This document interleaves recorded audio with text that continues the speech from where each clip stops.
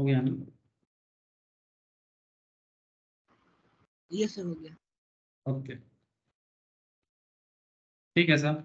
Again good afternoon to all of you. तो basically income tax class है। हाँ sir, Holi के बीच में क्लास, गुस्सा ना करो, लेकिन क्लास कर लो। थोड़ा ज़्यादा नहीं, आज थोड़ा कम पढ़ के छोड़ देंगे सर, फिर भी आप 2 घंटा पढ़ाई देते हो। ठीक है सर। अच्छा देखो, तो इनकम टैक्स में करेंटली जो टॉपिक चल रहा है that is deductions from GTI. हाँ सर, डिडक्शंस फ्रॉम जीटीआई मतलब ग्रॉस टोटल इनकम से डिडक्शंस कैलकुलेट कैसे होता है। ऐसे कैसे होता है ये तो सिखा दिए, क्या क्या होता है ये भी ऑलमोस्ट सीख गए सर। बस थोड़ा क्वेश्चन आंसर प्रैक्टिस करना बाकी है। ट्राई टू अंडरस्टैंड डिडक्शंस क्या है, मतलब जीटीआई के बाद किस पॉइंट में हम लोग डिडक्शंस को यूज करते हैं। दैट इज 80C से 80U का जो एरिया है डिडक्शंस में, ये बहुत वाइटल पार्ट है सर। हाँ, किसी भी टैक्स प्लानर जो भी टैक्स प्लानिंग करते हैं, ट्राई टू अंडरस्टैंड। आप एक टैक्स कंसल्टेंट के पास जाओगे, ठीक है, या फिर आप आगे जाके आप ही लोग टैक्स कंसल्टेंट बनोगे सर, है ना, as a chartered, as a CS. आप लोग के पास लोग आएंगे एज ए सीएमए कि भाई मेरा टैक्स कंसल्टिंग करके दो, मतलब मुझे कितना टैक्स गवर्नमेंट के घर में पे करना है, और एज पर लॉ आपको देखना है कि आपका क्लाइंट का क्या टैक्स लाइबिलिटी बनता है, और उसमें टैक्स प्लानिंग में ये डिडक्शंस आपको बहुत हेल्प करता है। ठीक है, और वो भी लॉ में रह के। देखो सर, लॉ के बाहर जाके हम लोग बहुत सारा बात करने को देखते हैं, बट ये जो कॉन्सेप्ट है ये लॉ में रह के, मतलब as per income tax department आप क्या क्या डिडक्शंस दे सकते हो। 80C से 80U का एरिया है सर, 80C से 80U का एरिया है। ये मैंने आप लोगों को कॉपी में समरी नोट्स भी लिखाया, और यस्टरडे वाला क्लास में मैंने आप लोगों को पूरा डिटेल्स में समरीटिकली एज वेल एज थोड़ा डिटेल्स वाइज भी मैंने आपको कुछ क्वेश्चंस भी करवाया। और साथ में अगर आप देखोगे तो मैंने आपको डिडक्शंस का अमाउंट वगैरह का भी चर्चा किया। जैसे कि डिडक्शंस इन रिस्पेक्ट ऑफ, देखो 3 तरह का डिडक्शंस अवेलेबल होता है।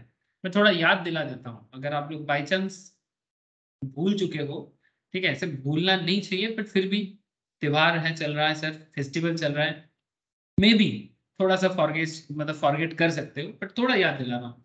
देर are basically 3 types of deductions available. ठीक है, 3 तरह का डिडक्शंस इनकम टैक्स में आप लोग ले सकते हो।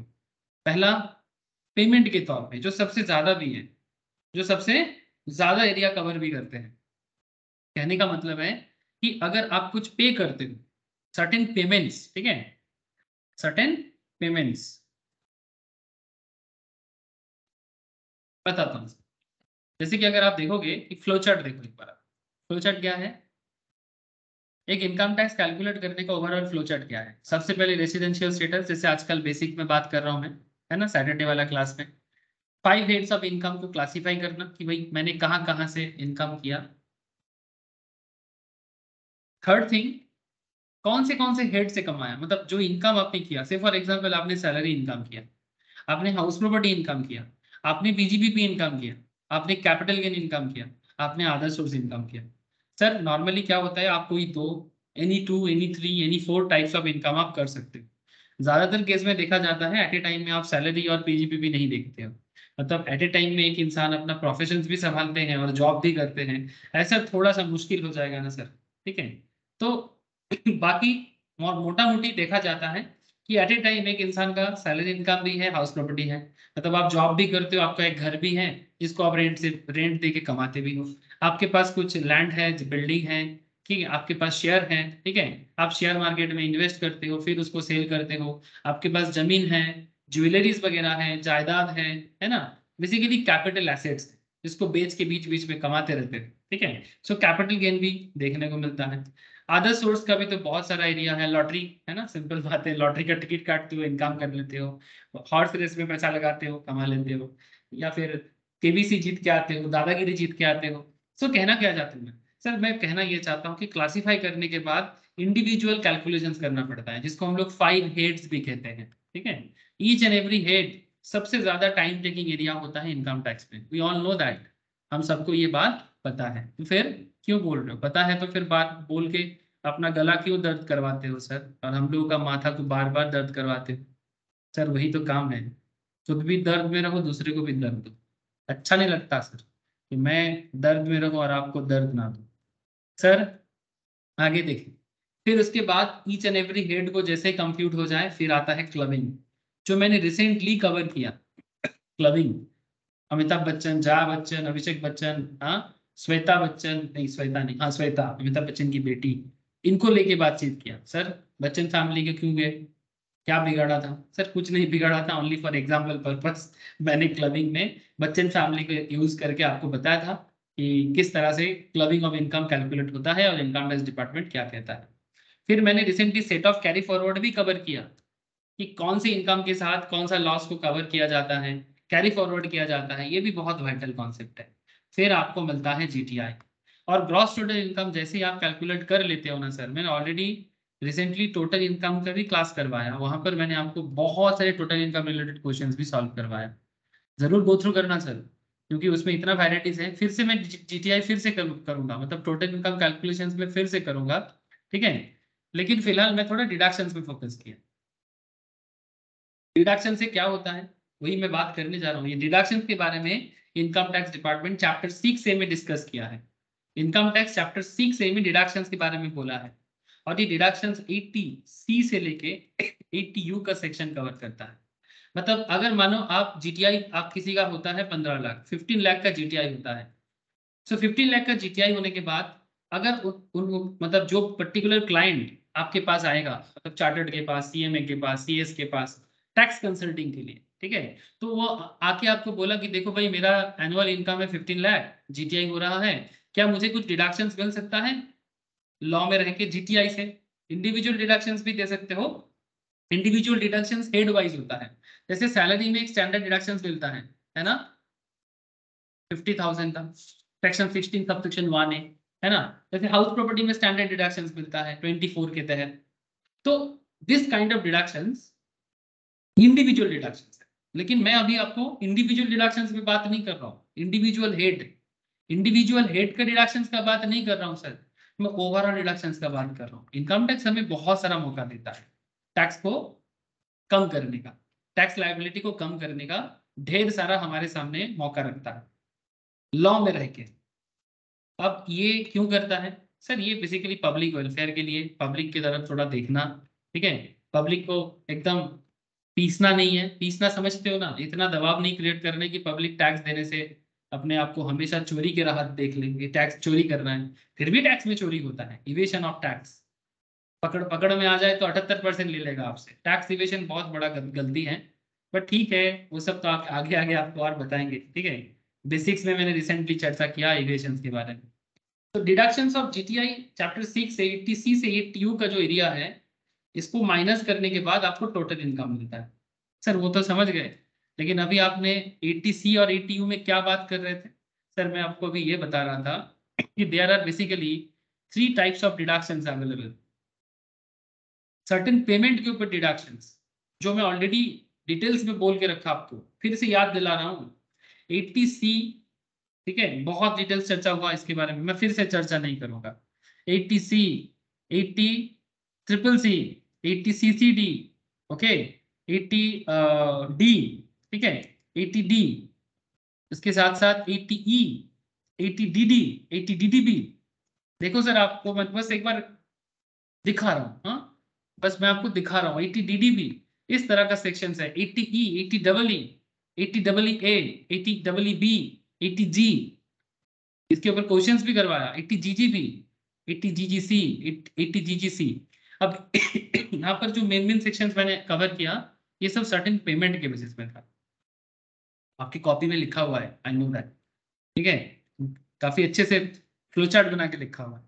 लेकिन सर कुछ इनकम के ऊपर भी डिडक्शंस मिलता है, ये मैंने लास्ट दिन थोड़ा सा बताते बताते रुक गया था। रुक गया इसलिए क्योंकि थोड़ा ज्यादा हो गया था, तो मैं सोचा कि एक साथ में इतना डोज नहीं देना चाहिए, तो मैं थोड़ा रुक गया था लास्ट क्लास। तो कहने का मतलब ये है कि जैसे सर्टेन पेमेंट भी डिडक्शंस मिलता है, वो भी क्वांटम के साथ देखा, वैसे ही सर्टेन इनकम में भी डिडक्शंस मिलता है। सर्टेन पेमेंट में भी जैसे डिडक्शंस मिलता है, वैसे सर्टेन इनकम में भी डिडक्शंस मिलता है। Try to understand. आप इनकम करोगे, गवर्नमेंट आपको डिडक्शन देगा, As per section 80 AC, furnishing return of income on or before due date is mandatory for claiming deduction in respect of certain income. Try to understand. हाँ sir, return income का return file करना due date से पहले, मतलब आपका जो भी due date होगा रिटर्न फाइल करने का, मैं नेक्स्ट चैप्टर आएगा सर, बहुत जल्दी हम लोग रिटर्न फाइलिंग चैप्टर में आ जाएंगे, जैसे जैसे डिडक्शंस कवर करेंगे, ठीक है। डिडक्शंस के बाद थोड़ा सा मुझे टीडीएस टीसीएस एडवांस टैक्स में बात करना है, और उसके बाद मैं रिटर्न फाइलिंग में ही बात करूंगा। तो बहुत नजदीक आ गए हम लोग इस पर्टिकुलर पॉइंट पे।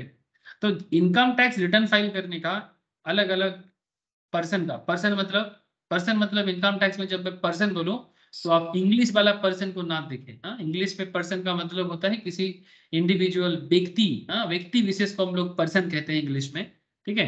बट इनकम टैक्स इस पर्सन को थोड़ा सा ब्रॉड पैरामीटर में देखते हैं। इनकम टैक्स के एंगल में पर्सन का मतलब इंडिविजुअल इंसान भी होते हैं, उसके अंदर भी बाइफरकेट करके रखे हैं, 60 साल के नीचे वाला, 60 के ऊपर से 80 तक, 80 के ऊपर वाला, है ना। HUF हिंदू अनडिवाइडेड फैमिली, इस HUF के अंदर सिख, जैन, बुद्धिस्ट भी आ जाते हैं, मुस्लिम को छोड़ के कोई जात पात नहीं है।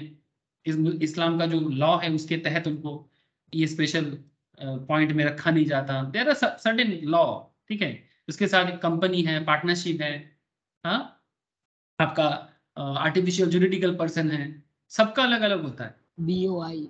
हाँ, AOP है, BOI है, very good sir, very good, ठीक है। सबका अलग अलग रिटर्न फाइलिंग का डेट होता है, तो मैं रिटर्न फाइलिंग चैप्टर में बताऊंगा ड्यू डेट क्या है, कंपनी का कब आता है, इंडिविजुअल का कब आता है। फिलहाल छोड़ो, एक साथ सब पॉइंट को लेके ना खिचड़ी बन जाएगा, ज्यादा खिचड़ी हजम नहीं हो। Section 80 AC furnishing return of income इतना कहता है कि आप ड्यू डेट से पहले रिटर्न फाइल करो, तभी जाके इनकम पे डिडक्शंस क्लेम कर पाओ। अब इसमें इंपॉर्टेंट सेक्शन जैसे कि है 80JJAA, it's very important section, exam में कहीं ना कहीं सवाल कर ही लेता है। An SSC to whom section 44AB applies. अच्छा, 44AB किस पे अप्लाई होगा, कौन बताएगा मुझे? 44AB किस पे अप्लाई होता है? Tax audit. Thank you, very good sir, very good. Tax audit practising chartered accountant से करवाना पड़ता है। An SEC to whom section 44AB applies whose gross total income include PGBP, मतलब derived from business, PGBP मतलब profits and gains in business and professions, जो business या profession से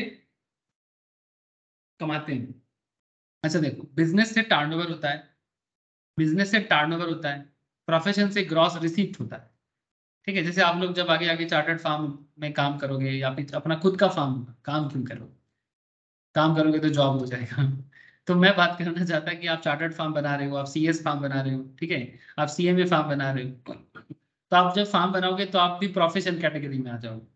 okay, तो जैसे डॉक्टर, जो प्रैक्टिसिंग डॉक्टर होते हैं, जो किसी हॉस्पिटल में काम करते हैं, वो नहीं, जिसका खुद का चेंबर हो, प्रोफेशन सेटअप। इंजीनियर, खुद का कंसल्टिंग फार्म है, इंजीनियरिंग फार्म, जॉब नहीं करते। तो मैं बिजनेस या प्रोफेशन का बात करूँ, और बिजनेस मतलब ढेर सारा बिजनेस, ढेर सारे बिजनेस। तो जब ग्रॉस टोटल इनकम PGBP से आते हैं और जिनका टैक्स ऑडिट होता है, उन्हीं के लिए ये सेक्शन लागू होता है। 80JJAA इनकम के तहत इनको डिडक्शंस मिलता है। सर क्या deductions? Deductions in respect of employment of new employees. अरे वाह सर, जॉब क्रिएट कर रहे हैं। Deductions in respect of employment of new employees. Permissible deductions क्या है? 30% of additional employee cost incurred in the previous year. Previous year में आपने employ के ऊपर जितना एडिशनल कॉस्ट लगाया था, ठीक है, उतना अमाउंट ऑफ डिडक्शंस के तौर पे ले सकते हो। 30% of additional employee cost incurred in the previous year, मतलब जिस पर्टिकुलर प्रीवियस ईयर का कैलकुलेशन आप कर रहे हो। Say for example current previous year चल रहा है 22-23, जो खत्म हो जाएगा 31 मार्च को। आप लोग जब जून में एग्जाम में बैठोगे, मई में एग्जाम में बैठोगे, या नवंबर दिसंबर में एग्जाम में बैठोगे, तब आपका प्रीवियस ईयर हो जाएगा 23-20 नहीं, हाँ सर यही होगा ना, प्रीवियस ईयर 22-23, यस ठीक ही चल रहा है। तो एक्चुअली तब आपका प्रीवियस ईयर हो जाएगा 22-23, जो अभी खत्म हो जाएगा कुछ ही दिन में, बस ये मंथ खत्म होगा, 31 मार्च आ जाएगा, और प्रीवियस ईयर मतलब जो अभी असेसमेंट ईयर के नाम पे चल रहा है वो असेसमेंट ईयर नहीं रहेगा, तब वो किसका प्रीवियस ईयर हो जाएगा? 23-24, जो अप्रैल 1 से स्टार्ट हो जाएगा, इस असेसमेंट ईयर का प्रीवियस ईयर बन जाएगा 22-23। तो वही बात कर रहा है, प्रीवियस ईयर में एडिशनल एम्प्लॉय कॉस्ट जो आप करोगे उसका 30% आपको डिडक्शन के तौर पे देगा। ठीक है, deduction is available for 3 assessment year. ये डिडक्शंस आप 3 असेसमेंट ईयर पे ले सकते हो, including assessment year relevant to the previous year in which such employment is provided. जिस पर्टिकुलर असेसमेंट ईयर में आपने एम्प्लॉयमेंट प्रोवाइड किया उस पर्टिकुलर असेसमेंट ईयर को लेके, मतलब से फॉर एग्जांपल अगर आप 22-23 असेसमेंट ईयर में एम्प्लॉयमेंट करते हो तो 22-23 में भी ले सकते हो, 23-24 में भी ले सकते हो, 24-25 में भी ले सकते हो। 3 असेसमेंट ईयर में आप ये डिडक्शंस को कवर कर सकते हो, मतलब आपको मौका है। ठीक है, अब आगे आगे क्वेश्चन देखेंगे ना और क्लैरिटी मिलेगी। तो सिंपल बात था, 80JJAA किसके लिए लागू होता है? बिजनेस एंड प्रोफेशंस के लिए लागू होता है। एलिजिबल इनकम क्या है? Deductions in respect of employment of new employees. 30% of additional employee cost incurred in the previous year deductions के तौर पे लागू होगा, जिसको 3 असेसमेंट ईयर में हम यूज कर सकते हैं। ठीक है, ये था कॉन्सेप्ट। अब आगे क्वेश्चन करते हैं सर, फिर आपको और क्लैरिटी मिलेगा। सर 80QQB, सर ये क्या है 80QQB? ठीक है, QQB किसके लिए लागू होता है? Resident individual being an author. किताब लिखते हैं ना सर लोगों ने, आजकल ऑथर का बड़ा मार्केट है। रिसेंटली एक ऑथर बड़ा कंट्रोवर्शियल किताब लिखा है, आप लोग शायद सुने होंगे। हाँ, बड़ा कंट्रोवर्सी चल रहा है। सर कहाँ चल रहा है, कुछ बताओ। सर मुझे भी थोड़ा थोड़ा डर लगता है ये सब बताने में। सर बताइए। सर वही अपना करंट जो सीएम है ना अपने स्टेट का, वेस्ट बंगाल का, उनके ऊपर किसी ने कोई किताब लिख दिया। ठीक है, एक उन्हीं के साथ काम करते थे, एमएलए थे, 2 बार एमएलए बने। तो उन्हीं के ऊपर कुछ किताब लिखा, लेकिन किताब को बैन कर दिया। ठीक है, करंट गवर्नमेंट ने, क्योंकि there are some very very controversial words, कुछ तथ्य है जिसके ऊपर बात किया गया है, तो किताब को बैन कर दिया। तो अभी मैं सुन रहा हूँ कि किताब तो मार्केट में है, तो जिनको पढ़ना है वो जेरोक्स करके पढ़ रहे हैं, क्योंकि उसमें से बोम निकल रहा है सर। ऐसा ऐसा इंफॉर्मेशन निकल रहा है कि जो कान में लेना भी खतरनाक हो सकता है, मतलब आपका कान ना फट जाए। वट एवर, मैं बस ऑथर के बारे में बात कर रहा हूँ। Resident individual being an author. ठीक है, जो ऑथर हैं बेसिकली बुक्स लिखते हैं, लेकिन एक बात ध्यान में रखें, टेक्स्ट बुक नहीं चलेगा। हाँ, टेक्स्ट बुक मतलब स्कूल कॉलेज यूनिवर्सिटी किताब जो होते हैं इन्हें टेक्स्ट बुक कहते हैं, टेक्स्ट बुक नहीं। Certain books other than text, royalty income मिलता है। बुक्स लिख के क्या होता है, उनसे रॉयल्टी मिलता है। मतलब किसी भी किताब में आपको अपना एक होता है कॉपीराइट। कॉपीराइट का मतलब क्या हो जाएगा? कॉपीराइट में क्या हो जाएगा, ऐसे ऐसे होता है ना कॉपीराइट बोल के, ऐसे तो इस तरह का। कॉपीराइट में क्या हो जाएगा? कॉपीराइट में ये होता है कि आपके अलावा कोई और ये किताब लिख नहीं सकता। और रॉयल्टी इनकम क्या होता है? पब्लिशर से मिलता है। जो आपका किताब को पब्लिश करेगा वो आपको एक रॉयल्टी देगा। ठीक है, जिसको बंगाली में बोलते हैं राजस्व। ठीक है, बंगाली में रॉयल्टी को बोलते हैं राजस्व, मतलब हिंदी में भी संस्कृत में भी बोला जाता है।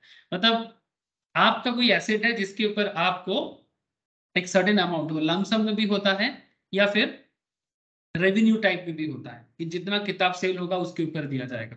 ठीक है, तो यहाँ पर देख लेते हैं सर कि क्या रॉयल्टी के बारे में बोल रहे हैं। Consideration for assignment of grant of any of his interest in the copyright of any book, जिसकी किताब में उन्हीं का कॉपीराइट हो। कॉपीराइट इन द सेंस कि मेरे अलावा अगर मैंने कोई किताब लिख दिया, ऐसे मेरे अंदर लिखने वाला कोई टैलेंट नहीं है।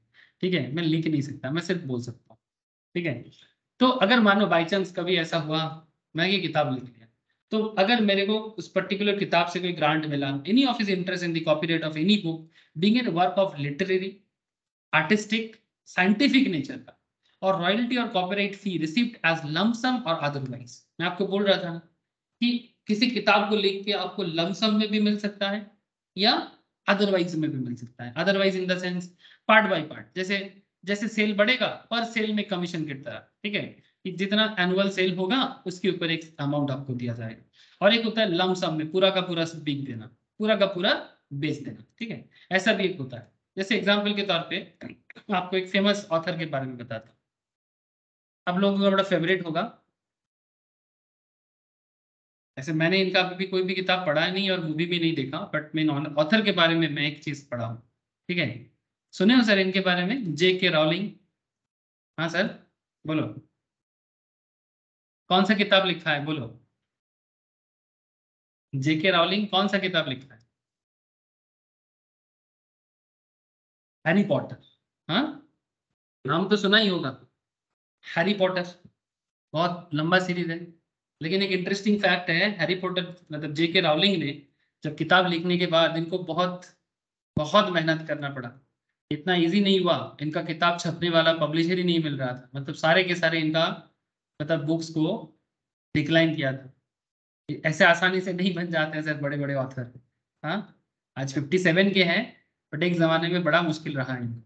कभी पढ़ सकते हो इनके बारे में। मैं अभी भी एक भी हैरी पॉटर का मूवी आज तक मैं नहीं देख पाया कंप्लीटली। छोटा छोटा वर्जन कभी कभी देखा बट कंप्लीट मूवी देखने का भी नहीं हो पाया। देखने का कोशिश करूंगा सर। लेकिन मैं ऑथर के बारे में पढ़ रहा था कि कितना मेहनत हुआ इनको बुक पब्लिश करने में। So what ever, I hope you understand. अच्छा चलो अभी देख लेते हैं अमाउंट का क्या खेल है, मतलब डिडक्शंस का क्या है। Income derived in exercise, income derived in exercise of professions और 3 lakh which ever is less. मतलब जितना रॉयल्टी इनकम आपको मिलेगा या 3 लाख उनमें से जो कम होगा, ठीक है। अगर 3 लाख है और या फिर 2 लाख है तो 2 लाख लेंगे कि 3 लाख लेंगे। हेलो, मानो आपको 2 लाख इनकम हुआ है तो 2 लाख आएगा कि 3 लाख आएगा। 2 लाख। 2 लाख, ठीक है। इन respect of royalty, in respect of royalty, copyright fee, whatever जो भी नाम से पुकारो, रॉयल्टी फी बोलते हैं, कॉपीराइट फी बोलते हैं, received otherwise than by way of lump sum, lump sum के बिना income to restricted to 15% of value of books sold during the relevant previous year. जो बुक्स बेचेगा उसका 15% ऑफ द टोटल वैल्यू के ऊपर रेस्ट्रिक्ट किया गया है, ठीक है। बट मेनली इसका जो डिडक्शन से अवेलेबल होता है टोटल इनकम से, दैट इज 3 लाख या जो इनकम होगा विच एवर इज लेस। और अगर रॉयल्टी के ऊपर बात करें, मतलब इन रेस्पेक्ट ऑफ रॉयल्टी और copyright fee received otherwise than way of lump sum, अगर लमसम में नहीं मिलता है आपको, अगर आपको लमसम में नहीं मिलता है देन जो भी टोटल बुक्स मार्केट में बिकेगा to be restricted to 15% of the value of books sold during the relevant previous year। मतलब अगर किसी पर्टिकुलर प्रीवियस ईयर में से फॉर एग्जांपल 23-24 में अगर मानो 15 लाख का बुक सेल हुआ है तो, ठीक है, ऑल वर्ल्ड वाइड, ठीक है, 15 लाख का अगर बुक सेल हुआ है तो उसका 15% वैल्यू में रिस्ट्रिक्शन डिडक्शन लेने की। अगर 20 लाख का हुआ है तो 20 लाख, 50 लाख का हुआ है तो 50 लाख, 1 करोड़ का हुआ है तो 1 करोड़। जब लम सम नहीं है, ठीक है, बुक्स के सेल के ऊपर, बुक्स का कितना सेल हुआ है प्रीवियस ईयर में, उसका 15% ऑफ द वैल्यू तक रिस्ट्रिक्शन है डिडक्शंस लेने का। टेल मी सर, बात समझ में आ रहा है, क्लैरिटी आ रहा है सर? अनुष्का, Yes. नील, सभी को पूछ रहा हूँ मैं। हाँ सर। ओके, शालिनी, शालिनी समझ में आ रहा है? Sneha, Shubhajit, I hope clear हो रहा है सर, ठीक है। हाँ सर। सर और एक इनकम है बड़ा इंपॉर्टेंट, 80 RRB का इनकम। सर ये क्या है? Sir resident individual being a patentee. Sir ये कौन? Patentee. Sir royalty on patents, मतलब ये किसको मिलता है? जिनके नाम पे कोई पेटेंट है। पेटेंट किस पे मिलता है सर? पेटेंट और कॉपीराइट में क्या फर्क है? पेटेंट और कॉपीराइट में क्या फर्क है? सर कॉपीराइट वगैरह नॉर्मली किसी ऑथर को दिया जाता है, किसी मूवी मेकर को दिया जाता है। जैसे मानो कोई डायरेक्टर ने कोई मूवी बनाया तो उसमें भी कॉपीराइट होता है। डायरेक्टर ने मूवी बनाया जैसे the great Satyajit Roy, okay, तो बड़ा ही फेमस बंगाली आपका राइटर थे। वो किताब भी लिखते थे और साथ में मूवी भी बनाते थे। जैसे उनका एक मूवी है पथेर पांचाली, आई होप बहुत लोग देखता है, देखा है आप लोगों ने पथेर पांचाली? एनीवन? किसी ने देखा? देखा तो ठीक है, समझ में आया? समझना भी जरूरी होता है। पथेर पांचाली ट्रिलोजी ऑफ अपू, अगर देखा हो, समझ में आया हो। ऐसे कोई मतलब ये जो है जो मैं बात कर रहा हूँ इसमें ऑस्कर मिला था उनको, वर्ल्ड वाइड बड़ा ही नाम मिला था, बिकॉज ये पूरा एक इंसान की जिंदगी के ऊपर है। विलेज लाइफ ऑफ बंगाल को उठाया गया था उसमें। बड़ा इंटरेस्टिंग है, मतलब बहुत ही मतलब डेप्थ है उसमें, ठीक है, समझने वाला बात है। तो इस तरह का जो भी मूवीज होते हैं इसमें कॉपीराइट आता है, ठीक है। ऐसे और भी बहुत सारे मैंने देखा सत्यजीत राय का मूवीज वगैरह, बट फिलहाल छोड़ो। लेकिन मैं यहाँ पर पेटेंट के बारे में बात करूँ सर। पेटेंट मिलता है डिस्कवरी पे, आविष्कार पे, फॉर्मूला। जैसे मानो जगदीश चंद्र बोस, सत्येंद्रनाथ बोस, नाम सुने हो ना, सीवी रमन, हाँ। फिर आपका जैसे हमारे यहाँ पे सॉल्ट लेक में है Saha institute of nuclear science, हाँ, ये आपका मेघनाथ साहा।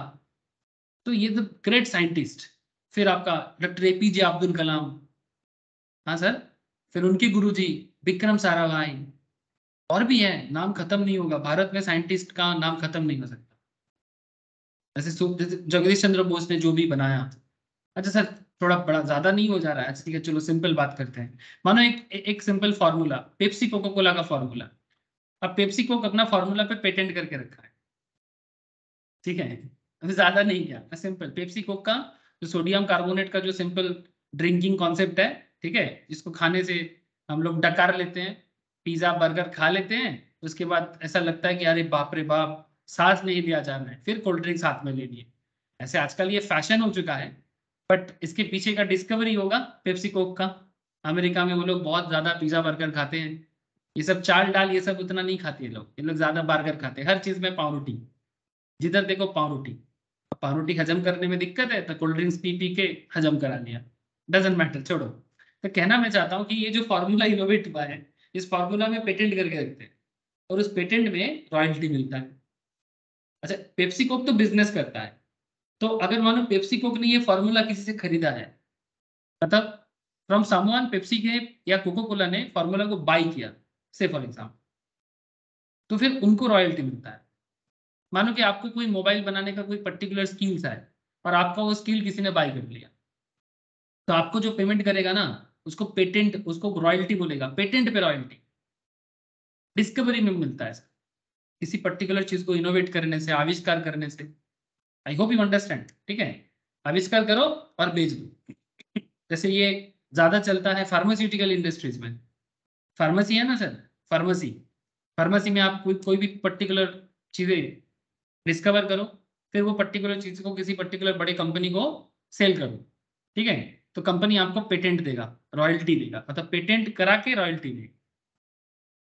तो any income by way of royalty on patents registered on or after 1 April 2003, whole of such income or 3 lakh whichever is less, deductions के तौर पे आपके हाथ में रहेगा। किसको? पेटेंट, जिसके नाम पे पेटेंट करवाया गया, जिसके नाम पे पर्टिकुलर डिस्कवरी को पेटेंट करवाया गया। बेसिकली इनोवेटिव लोगों को मिलता है, जो सारा दिन कुछ ना कुछ इनोवेट करता रहता है। सर क्लियर हुआ बात? बोलो। इनकम पे डिडक्शंस, क्लैरिटी मिला ना? ये तो इंपॉर्टेंट सेक्शन था। 80 JJAA, 80 QQB, 80 RRB, ठीक है, these are very popular sections in income related deductions पे। कुछ अदर इनकम रिलेटेड भी हैं, इसके बारे में तो क्या बताएं सर, इतना पॉपुलर है, इतना पॉपुलर है कि क्वेश्चन में तो इतना मिलता है, एग्जाम में क्या बताऊं। ATTT है, स्पेशली ATTT एंड TTB पीछा नहीं छोड़ता है, क्योंकि क्योंकि ये बड़ा डे टू डे एक्टिविटी है। बैंक इंटरेस्ट, FD से या सेविंग्स अकाउंट से जो इंटरेस्ट मिलता है उसका डिडक्शन। आप अपने इनकम को, अपना जो passive income, sorry active income जो है, एक्टिव इनकम को आप बैंक में रखते हैं। एक्टिव इनकम में से जो अपना सेविंग्स होता है, से फॉर एग्जांपल आप मंथली 50,000 कमाते हो, उनमें से 30,000 आपका कॉस्ट पड़ जाता है, जीने का कॉस्ट, खर्चा। मानो आप 20,000 सेव कर लेते हो और हर साल आप 20,000 करके हर महीना, every month you save 20,000 in your bank account, okay. तो 20-20 करके एवरी ईयर आपका मोटा मोटी कितना हो जाएगा? 2,40,000 का आपका सेविंग्स बनेगा। इसमें बैंक आपको इंटरेस्ट देगा, चलता जाएगा, ठीक है। तो उसी इंटरेस्ट के बारे में बात करते हैं। अच्छा, ये इंटरेस्ट जो आपको मिलता है, ये कहाँ पैसा रखने से मिल सकता है सर? इसके लिए 3 बात कहा है, एक बैंक और एक पोस्ट ऑफिस। 2 बात, कोऑपरेटिव सोसाइटी भी चलेगा, सरकारी registered cooperative society, government registered cooperative society, basically it's like a cooperative bank types, ठीक है। या कोऑपरेटिव सोसाइटी में जैसे अमूल, आनंद मिल्क यूनियन लिमिटेड, ये जो अमूल दूध पीता है इंडिया बोलते हैं ना, अमूल एक कंपनी नहीं है सर, अमूल एक कोऑपरेटिव सोसाइटी है। तो मानो आप अमूल के कोऑपरेटिव में जो लोग मेंबर है वो अमूल के वहां पर पैसा रखता है, क्योंकि वो कोऑपरेटिव सोसाइटी है और उनको भी इंटरेस्ट मिलता है, तो उनके लिए भी लागू हो सकता है। ठीक है। So interest on deposit in a savings account with bank, a cooperative society or a post office not being time deposit. अच्छा यहाँ पर क्या बोला है क्लियरली देखना sir, not being time deposit मतलब this is not FD, savings में interest which are repayable on expiry or fixed periods. Actual interest subject to maximum of 10,000. Maximum 10,000 आपको मिलेगा 80 TTA के तहत डिडक्शन मिलेगा। This is also other income 80 TTA। Okay याद रखिए किसको अवेलेबल है, individual, HUF, other than a senior citizen. तो फिर सीनियर सिटीजन को कुछ नहीं मिलेगा क्या, अरे मिलता है ना, सीनियर के लिए है 80 TTB। इनके लिए क्या लिमिट है सर, सर इनके लिए लिमिट है, इसके ऊपर मैं क्वेश्चन सॉल्व करा दिया लेकिन मैंने प्रोविजन डिस्कशन नहीं किया था इसलिए मैं कर दे रहा हूँ। रेसिडेंट सीनियर सिटीजन और individual of the age of 60 और more, okay, interest on deposit में उनको मिलता है both FD and savings. Normal में एफडी को साइड में रखा, नॉर्मल में एफडी को साइड में रखा मतलब नहीं लिया, इग्नोर किया, बट सीनियर के केस में बोथ एफडी एंड सेविंग्स को लिया है। इस बात का ध्यान रखिएगा 80 TTA में नॉर्मल लोगों के लिए मतलब नॉन सीनियर सिटीजन के लिए टाइम डिपॉजिट को इग्नोर किया है, मतलब एफडी को इग्नोर किया है। एफडी का ही दूसरा नाम है टाइम डिपॉजिट। अच्छा कहाँ कहाँ रख सकता है, banking company, cooperative society, engage in the business of banking और a post office. Cooperative society इनके लिए भी सेम बात, cooperative society engage in the business of banking और a post office. Actual interest और 50,000 व्हिचएवर इज लेस। सो अगर interest 40,000 है तो 40 मिलेगा कि 50? 40। याद रखें हाँ सर, मतलब 50,000 लिमिट है बोल के ज्यादा जोशीला मत हो जाइएगा। मैं देखता हूँ स्टूडेंट बड़ा जोशीला हो जाता है, कैसा जोश, हाउ इज द जोश, नहीं लिमिट जितना है उतना लगा देंगे, मिलिट्री वाला सवाल है, हाउ इज द जोश, हाई इज द जोश, जोश इतना हाई होता है कि पूरा लिमिट लगा देते हैं। बोला है सरकार ने रिडक्शन देने का, भले ही मेरे को 40 क्यों ना मिले, हम तो पूरा लिमिट लगाएंगे। अच्छा अगर 60,000 मिलता है तो कितना मिलेगा, तब पूरा लिमिट लगा, तब 50,000। ठीक है। सो लिमिट से ज्यादा हो तो लिमिट में रुक जाओ, लिमिट से कम हो तो कम में रुक जाओ, लिमिट से ज्यादा हो तो लिमिट में रुक जाओ, लिमिट से कम हो तो कम में रुक जाओ। याद रहेगा सर, आपने तो लाइन बना दिया सर। मैं कभी कभी सोचता हूँ मैं रैपर बन जाऊं। हाँ सर, इसको बोलते हैं बामन होके चांद में हाथ देना, समझते हो, मतलब छोटा सा इंसान चांद में पहुंचने का कोशिश। सर मजाक कर रहा हूं, छोड़ो सर, मेरे रैपर बनने से क्या फायदा। आगे देखो सर, सेक्शन 80U इसका और एक एरिया है सिमिलर काइंड ऑफ, लेकिन ये इंडिविजुअल, किसी में बोल दिया था इसके बारे में, मैंने बोल दिया था। ये अदर डिडक्शंस में आते हैं जब किसी इंडिविजुअल खुद के लिए खर्चा करते हैं जिनका सीवियर डिसेबिलिटी, जिसका सीवियर डिसेबिलिटी है, स्पेशली फिजिकली चैलेंज्ड या स्पेशली डिसेबल्ड। ठीक है, तो कहने का मतलब ऐसा है कि जो फिजिकली चैलेंज्ड है, जिसको हम लोग आमतौर पे हैंडीकैप बोलते हैं, तो अगर किसी का चैलेंज बहुत ज्यादा है तो फ्लैट डिडक्शन 75,000 का मिलता है in case of person with disability. मतलब आप जितना खर्चा करोगे फ्लैट 75,000, जितना भी करो फ्लैट 75,000। अगर आपका सीवियर डिसेबिलिटी है, any person certified by the medical authority to be a person with disability, वो अपना इनकम टैक्स कैलकुलेट करने के टाइम पे 80U के तहत 75,000 का पूरा डिडक्शन अवेलेबल करेगा। अगर उनका डिसेबिलिटी लेवल बड़ा हाई है, हाई मतलब 80% एंड मोर, सर ये पता कैसे चलेगा, सर मैं बोला ना मेडिकल अथॉरिटी सर्टिफाई करेगा। मेडिकल अथॉरिटी जिसको जो भी फिजिकली चैलेंज होते हैं उनको सर्टिफिकेशन देते हैं और उसमें बोल देते हैं कि ये 80% से ज्यादा है या कम।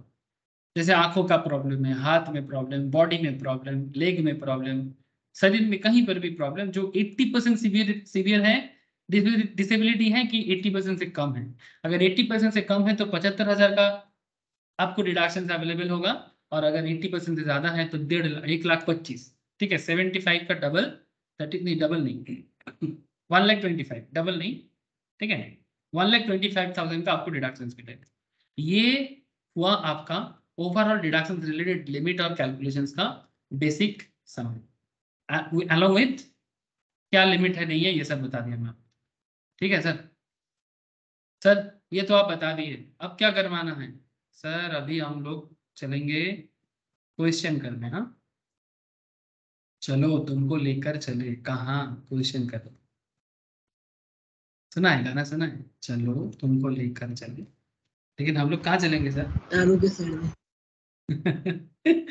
कहाँ कहाँ कहाँ जाना है मिश्र जी?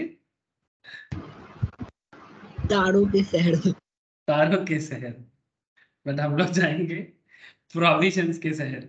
हाँ चलो तुमको लेकर चले तारों के शहर में। ओके, हम लोग चलेंगे क्वेश्चन करने। चलो ये वाला क्वेश्चन करो मेरे साथ साथ।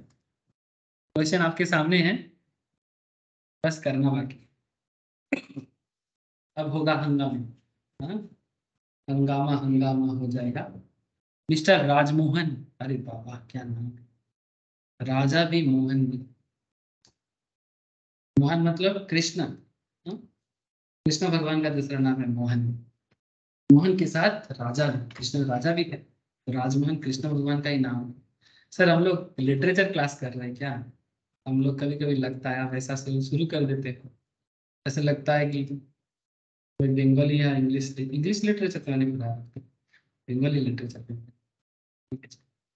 Rajman, whose gross total income was 6,40,000 for the financial year 2022-23, furnishes you the following information. अच्छा क्या दिया है? So stamp duty paid on acquisitions of residential house. अच्छा सर, एक सेल्फ ऑक्युपाइड प्रॉपर्टी मतलब आपकी खुद के रहने के लिए, जिसके लिए आपने 50,000 का स्टैम्प ड्यूटी दी। चलो अच्छा किया। 5 ईयर पोस्ट ऑफिस में time deposit. Sir time deposit मतलब FD 20,000 का, ठीक है। Donation to a recognized charitable trust 25,000 का, which is eligible for deduction under section 80G at the applicable rate. Interest on loan taken for higher education of spouse. अच्छा खुद के लिए नहीं, या तो अपने हस्बैंड के लिए या तो अपने वाइफ के लिए। तो मियाँ के लिए बीवी या बीवी के लिए मियाँ, कोई भी हो सकता, चलेगा ना सर? ऐसा ही होना चाहिए, ठीक है। आजकल तो सब इक्वल है ना, जमाना बदल गया।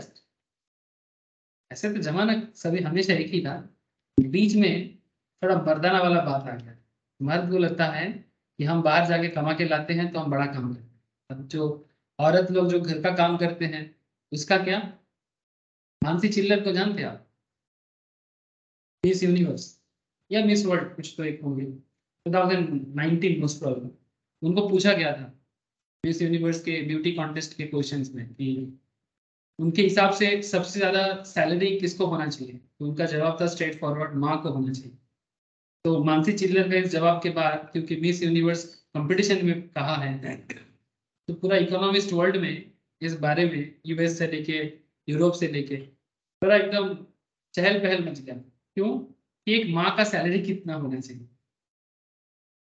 तो उसके बाद इकोनॉमिस्ट ने पूरा वर्ल्ड का, पूरा माँ का, तो वर्ल्ड में जितने सारे माँ हैं, ठीक है, सभी माँ का इनकम अलग अलग कंट्री में, लोगों का इनकम थोड़ा हाई है, किसी में थोड़ा लो है, तो एक एवरेज इनकम वर्ल्ड वाइड निकाला गया कि एक माँ का सैलरी कितना होना चाहिए। जानते हो कितना होना चाहिए एवरेज में? मतलब जो इकोनॉमिस्ट ने डेटा दिया था उसके हिसाब से वो लोग बताया था कि एक माँ का सैलरी होना चाहिए 45,000 पर मंथ। एक माँ अपने फैमिली के लिए सुबह से लेकर रात तक जो करते हैं, मतलब माँ या मदर फिगर, जो भी घर में मदर फिगर काम करते हैं, 45,000 पर मंथ एटलीस्ट होना चाहिए। ये इकोनॉमिस्ट का एक एनालिसिस था। छोड़ो सर, ओके। तो लड़कियों की कुछ मतलब घर का काम भी कुछ कम नहीं है। वो बात है कि इकोनॉमी उसको मतलब कैलकुलेट नहीं कर पाता। ये भी GDP कैलकुलेशन का एक प्रॉब्लम है, जानते हो आप? इकोनॉमिक्स पढ़ाने के टाइम पे ये बताया जाता है कि GDP कैलकुलेशन करने के टाइम पे बहुत सारा चीज इग्नोर हो जाता है। इसीलिए कुछ कुछ कंट्री है वर्ल्ड में जो लोग ग्रॉस डोमेस्टिक प्रोडक्ट नहीं, ग्रॉस डोमेस्टिक हैप्पीनेस देखता है। जैसे कि एक कंट्री है यूरोप में स्वीडन, जहां पर ग्रॉस डोमेस्टिक हैप्पीनेस बहुत ही ज्यादा पैरामीटर होते हैं कंपेयर टू जीडीपी।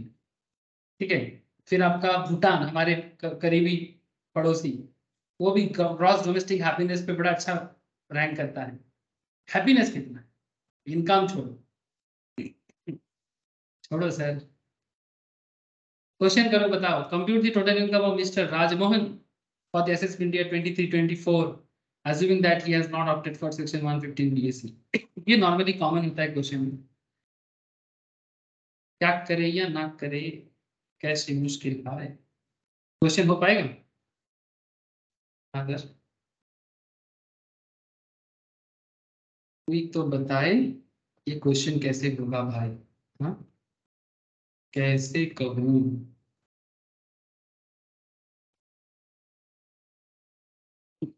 इसका जवाब मिलेगा मुझे?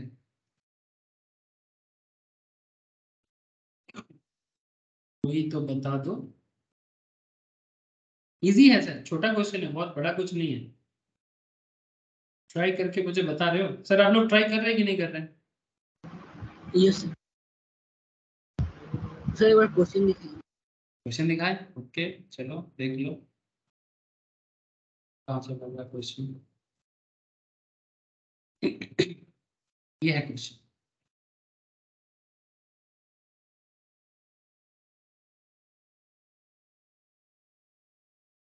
तो जीटीए दिया है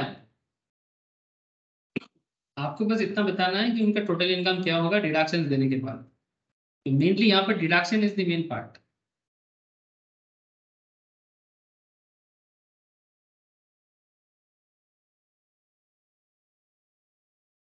deduction is the main part. अब एग्जाम्पल बोल के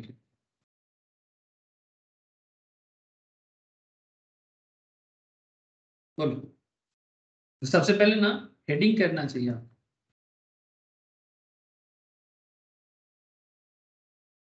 computation of total income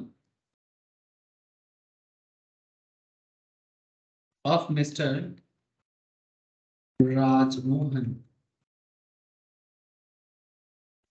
for the assessment year 23-24। ठीक है, ऐसे हेडिंग करना चाहिए सर। हाँ, फिर एक काम कर सकते हो, एक पर्टिकुलर बना लो।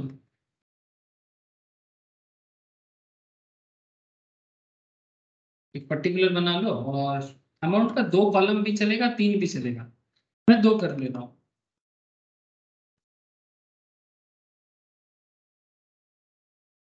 अच्छा, पर्टिकुलर में एक काम करते हैं, जीटीआई। सर जीटीआई कितना है रे? क्वेश्चन क्या कहता है? जीटीआई कितना है? 6,40,000 मिला ना? 6,40,000।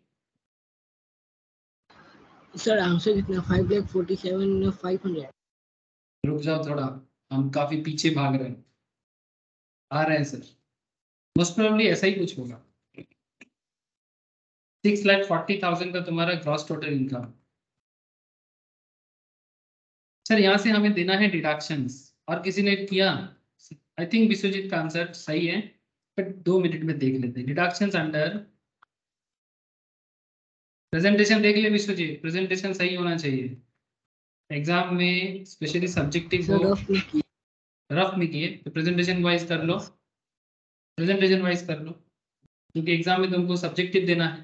तो डिडक्शंस अंडर चैप्टर 6, जिसका एमसीक्यू है वो खुद करे और बाद में पुट कर ले, डजंट मैटर, बट सब्जेक्टिव में आपका प्रेजेंटेशन बहुत मायने रखता है। Under section 80C stamp duty. Sir आपने स्टैम्प ड्यूटी दिया, ये 80C का पार्ट है। Stamp duty on acquisition of residential house.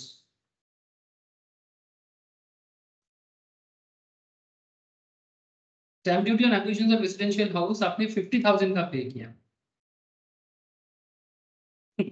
ये डिडक्शन मिल जाएगा सर। याद करो, आप लोगों ने पढ़ के आया, 5 year time deposit with post office,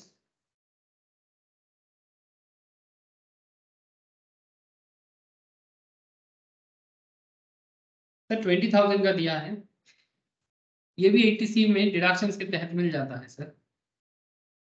ठीक है, 20,000 इधर हो गया, 50,000 इधर हो गया।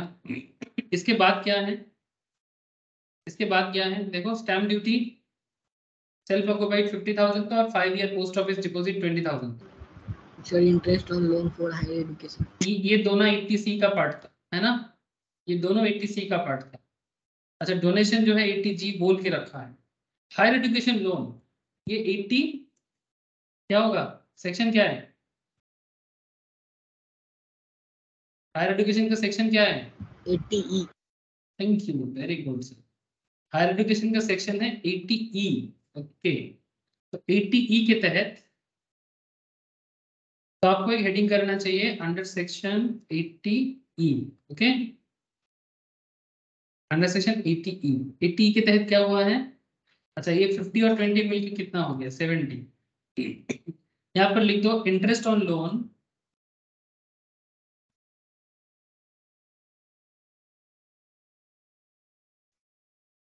Taken for higher education of spouse. ठीक है, taken for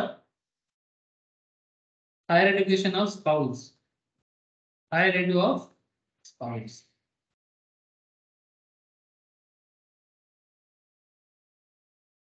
being a relative, obviously relative तो है, कुछ तो रिश्ता है।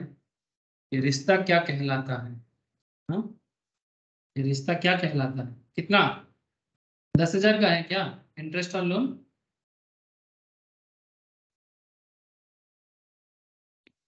Yes, yes sir. 10,000 ले लिया सर। और कुछ सर 80G का कुछ करे, 80G का कुछ करे, 80G का donation to recognised charitable trust 25,000 का which is eligible for deduction under section 80G at a applicable rate। कितना होगा, कितना आएगा सर 50%। 50%, मतलब 25,000 का 50% ले लेंगे। 50,000 का साढ़े मतलब 12% कितना 50% मतलब 12,500। 12,500। लेकिन इसका नियम क्या है, थोड़ा नोट करें सर, उसके बाद मैं इसको कोट कर दूं। एक वर्किंग नोट लिखो, डायरेक्ट तो 50% होता नहीं है, इसके पीछे एक सिंपल सा कॉन्सेप्ट काम करता है। जितना आपका, ट्राई टू अंडरस्टैंड, ये मैंने पहले के क्वेश्चंस में भी कराया, मतलब इससे पहले भी हम लोग डिडक्शंस का क्वेश्चन प्रीवियस लेक्चर में किया, वहां पर भी सिमिलर क्वेश्चन मैंने सॉल्व किया। अगर याद है तो अच्छा है, नहीं आया तो फिर देख लो। आपका जो जीटीआई है वहां से जो डिडक्शंस आपको मिल रहा है करेंटली, ठीक है, इसको माइनस करो। तो 6,40,000 से 70 इधर और 10 इधर, 80C का डिडक्शन एंड 80E का डिडक्शन कितना हो जाता है,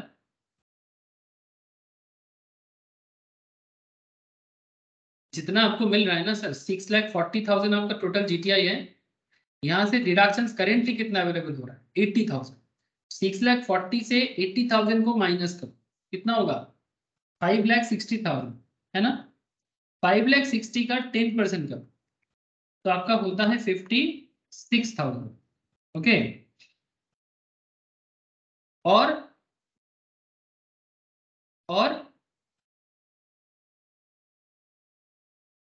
50% of donation, whichever is less, whichever is less। 50% of donation कितना है, 50% ऑफ डोनेशन इज 50,000 का 50%, सॉरी 25,000 का 50%। 25,000 का 50% मतलब 12,500। इनमें से कम कौन सा है, इसका 10% या फिर इसका 50%। तो ऑब्वियसली ये है, इसीलिए ये वाला लो। ये मैंने आपको जब 80G सिखाया था उस टाइम पे भी मैंने इसके बारे में आपको बोला था। ये देखो 80G का कैलकुलेट कैसे करना, ये देखो calculate 10% of the adjusted total income. Adjusted total income कैसे निकाला, जितना आपका जीटीआई था, जितना आपका जीटीआई था और वहां से जो डिडक्शन आपका अवेलेबल हो रहा था। Calculate actual donation which is subject to qualifying limit lower of step 2 and step 3। मतलब जो मैंने आपको यहाँ पर सिंपली करके दिखाया, मतलब एडजस्टेड टोटल इनकम का 10% और डोनेशन का 50%, इन दोनों में से जो अमाउंट रहेगा कम वो आपका क्वालिफाइंग लिमिट हो डिडक्शन के लिए। इसीलिए हमारे यहाँ पर 25,000 का आपका 50% दैट इज 12,500 इतना हो गया हमारा क्वालिफाइंग लिमिट। तो 80G के तहत आपका 80G के तहत आपका जो डिडक्शंस बना वो इतना। अच्छा ये हो गया 10,000, बस हमें यहाँ पर कोट कर देना है under section 80G। Working note मैंने इसका दिखा दिया आपको। सिंपल यहाँ पर लिख देंगे डोनेशन टू रिकॉग्नाइज्ड, हर किसी को डोनेशन देने से नहीं होता है, रिकॉग्नाइज्ड ट्रस्ट जो गवर्नमेंट नोटिफाइड होते हैं 50% ऑफ 25,000, 25,000 का 50% दैट इज 12,500। तो अगर मैं इसको जस्ट टोटल करूं 6,40,000 इधर है टोटल, इधर मेरा हो गया 70, इधर हो गया 10, तो 70, 10 एंड 12,500 कुल मिला के कितना हो जाएगा 70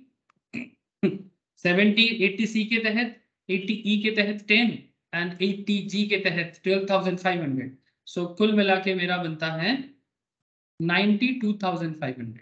ओके सर, नाउ क्या बाकी रह गया 6,40,000 से माइनस करना है, तो 6,40,000 से 92,500 माइनस करेंगे तो बनता है 5,47,500। देख लो सर कोई भूल चूक रह गया तो माइनस प्लस में। टोटल इनकम मतलब नेट टोटल इनकम 5,47,500, बस इतना हमें पूछा था। अब इसके ऊपर टैक्स लायबिलिटी करना चाहो तो कर सकते हो, बट करेंटली क्वेश्चन में पूछा नहीं रहा तो मैं भी इसको इग्नोर करता हूं। बोलो सर, क्या आप लोगों को समझ में आया कि कैसे डिडक्शंस कैलकुलेट हुआ? अब इसके लिए आपको कुछ बातें याद रखना जरूरी था। जैसे 80C के तहत आपका लिमिट है 1.5 लाख तक का, जहां पर आपका 80C सिर्फ 70,000 तक ही गया। 80E में इंटरेस्ट ऑन लोन में आप जितना इंटरेस्ट दोगे उतना ले सकते हो, है ना। 80E के तहत जितना इंटरेस्ट भरोगे उतना ले सकते हो। 80G आपको ये सब पढ़ाया गया है पहले से ही, जस्ट एक बार मैं आपको दिखा रहा हूँ। जितना interest the deduction is available for interest payment in the initial assessment year of commencement of interest payment and 7 assessment year immediately the initial assessment year until the interest is paid in the full by assessor whichever is earned। जो पहले होगा उसमें से कोई भी amount लिया जा सकता है। तो यहाँ पर सिंपल था इंटरेस्ट ऑन लोन जितना आपने दिया अपने स्पाउस के लिए आप वो ले सकते हैं, ठीक है। फिर 80D के तहत सॉरी 80C के तहत भी हमारा लिमिट है 1.5 लाख तक। There is a limit of 1.5 lakh की। 80CCEE maximum permissible deduction under section 80C 80CCC and 80CCT subsection 1 मिला के 1.5 लाख। ये सब प्रीवियस लेक्चर्स में मैंने डिस्कस करके रखा। तो 1.5 लाख की जगह आपका सिर्फ 70 हुआ है तो हम पूरा का पूरा ले सकते हैं। Thank you sir. समझ में आया क्वेश्चन? बहुत इजी था, इजी था ना यस सर। सर ये वाला क्वेश्चन सर थोड़ा सा ट्रिकी है, नॉट ज्यादा।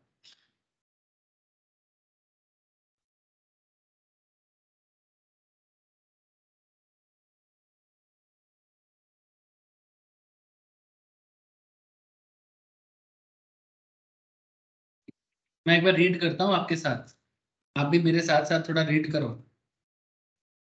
इनकम टैक्स रीड करना चाहिए, नहीं तो ना समझ में नहीं आएगा।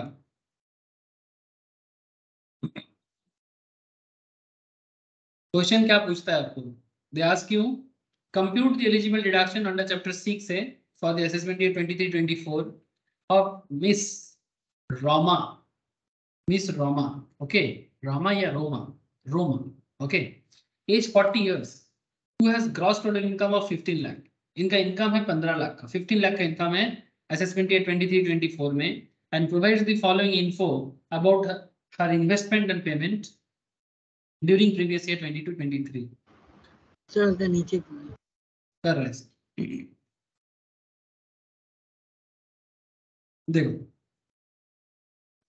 Life insurance premium paid, policy लिया 31 मार्च 2012 में, सम एश्योर्ड 4,40,000, प्रीमियम भर रहा है सर 22-23 में 35 का, पब्लिक प्रोविडेंट फंड में डाल रहे हैं 1.5 लाख का, repayment of housing loan to Bharatiya Mahila bank Bangalore 20,000 का, payment to LIC pension fund 1,40,000 का, मेडिकल पॉलिसी 2,25,000। देखते हैं sir. Medical policy taken for self, presentation करके कर अपनी कॉपी में, ठीक है, तब तक आ रहे हैं।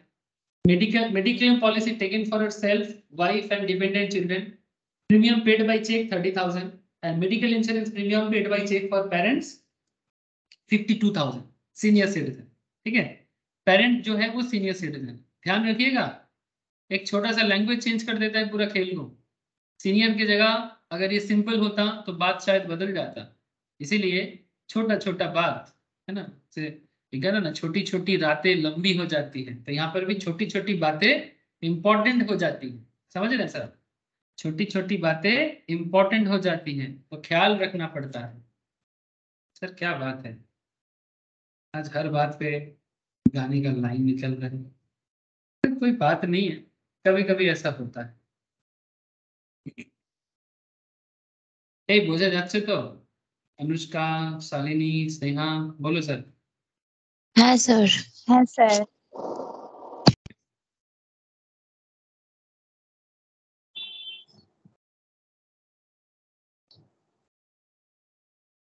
क्या करे या ना करे, चलो अगेन हमेशा याद रखना, क्या हेडिंग देना मत भूलिएगा, specially for subjective CS CMA वाले एंड CS का न्यू सिलेबस का, ठीक है। CL's ओल्ड सिलेबस अभी भी MCQ पैटर्न में है, but CS new syllabus subjective में शिफ्ट हो चुके हैं। Computation of eligible deduction tax वगैरह ऑलवेज सब्जेक्टिव ही होना चाहिए, क्योंकि इसमें जो सेक्शन लिखने का पैटर्न, फॉर्मेट, प्रोफार्मा जरूरी होता है, नहीं तो काम कैसे करेगा एक CS CM। इसको MCQ जिसने भी किया था, जब भी किया था, गलत किया। So computation of eligible deductions under chapter 6 से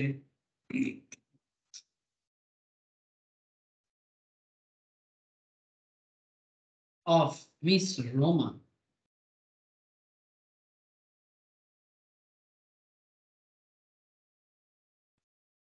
रोमा से याद आया, रोमा रोला बोल के एक बड़ा फेमस इटालियन फिलोसोफर, रोमा रोला, सुने हो नाम आपको, बड़ा फेमस थे, I think Nobel Nobel laureate भी थे। रविन्द्रनाथ टैगोर को एक बार रोमा रोला ने पूछा था, रोमा रोला ने एक बार रविन्द्रनाथ टैगोर को पूछा था कि मैं भारत के बारे में जानना चाहता हूँ, क्योंकि एक जमाने में रविन्द्रनाथ टैगोर, मतलब तब भारत का इतना पहचान नहीं था, बट टैगोर के कारण दुनिया भारत को पहचान रहा था। टैगोर को जब पूछा कि I want to know about India, Tagore ने जवाब दिया, if you really want to know about India then you have to talk, you have to understand Vivekananda. तो विवेकानंद नहीं थे, तो विवेकानंद पढ़िए, विवेकानंद को, क्योंकि वो बहुत जल्दी चले गए थे विवेकानंद को पढ़िए तो भारत समझ जाएंगे, क्योंकि विवेकानंद का आत्मा और भारत का आत्मा सेम है। यस सर, ऐसा ही बात थी, और रविन्द्रनाथ टैगोर ने ठीक यही जवाब दिया था। रोमा रोला, गूगल करिए और डिटेल्स भी मिलेगा आपको। सर ये सब डिटेल्स जान के क्या फायदा, क्या सर, फायदा का बात ना ही करो, फायदा सोच सोच के जिंदगी बेकार हो जाएगी। पर्टिकुलर अमाउंट का कॉलम और एक column, deductions under section 80C,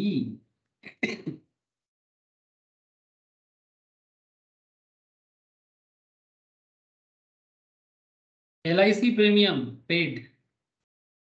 अच्छा एक काम करते सर, पहले लिमिट नहीं देखते, पहले पूरा पुट कर देते, फिर बाद में लिमिट का कैलकुलेशन देखेंगे। ऐसे तो 80C हमें 1.5 लाख का लिमिट में बांधता है ना, लेकिन हम लोग अभी इतना देखेंगे, LIC प्रीमियम 35 पे कर रहे हैं, ऊपर से 1 अप्रैल 2012 के बाद कर रहे हैं, तो हमें पूरा दे देना चाहिए, ठीक है। तो LIC प्रीमियम पेड 35,000, इसमें ब्रैकेट में एक बात लिख सकते हो, allowed in full, allowed in full since, क्योंकि the same is the same is within the limit, within the limit of 20% of sum assured, ठीक है। ये जरूरी बात था, थोड़ा प्रोविजंस बता दिया। ऐसे जब भी आप LIC प्रीमियम का डिटेल्स को चेक करोगे, अगर नोट्स अभी तक नहीं मिला तो कलेक्ट कर लेना मुझे बोल के एक बार, मैं अगर नहीं दिया आप लोगों को तो। Allowed in full since the same is within the limit of 20% of sum assured. The policy being taken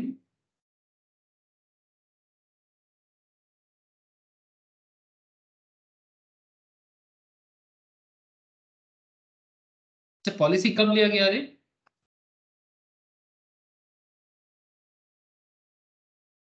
31 मार्च 2012। अच्छा, 1 अप्रैल 2012 से पहले का है, तो 20% का लिमिट है। ठीक है, पॉलिसी बीइंग टेकन बिफोर 1 अप्रैल 2012। ठीक है, ये रूल में थोड़ा बदलाव आया था 1 अप्रैल के बाद। तो 1 अप्रैल 2012 से पहले 20% ऑफ द सम एश्योर्ड का प्रीमियम अलाउ करता है। ठीक है, एवरी ईयर। डिटेल्स चर्चा बाद में आपको और करा देता हूँ, फिलहाल मैं क्वेश्चंस पे थोड़ा फोकस करता हूँ। यहाँ पर LIC प्रीमियम जो 35,000 पे आप कर रहे हो, ये पूरा का पूरा अमाउंट आप डिडक्शंस के तौर पे दिखा सकते हो। Second important point is that public provident fund, public provident fund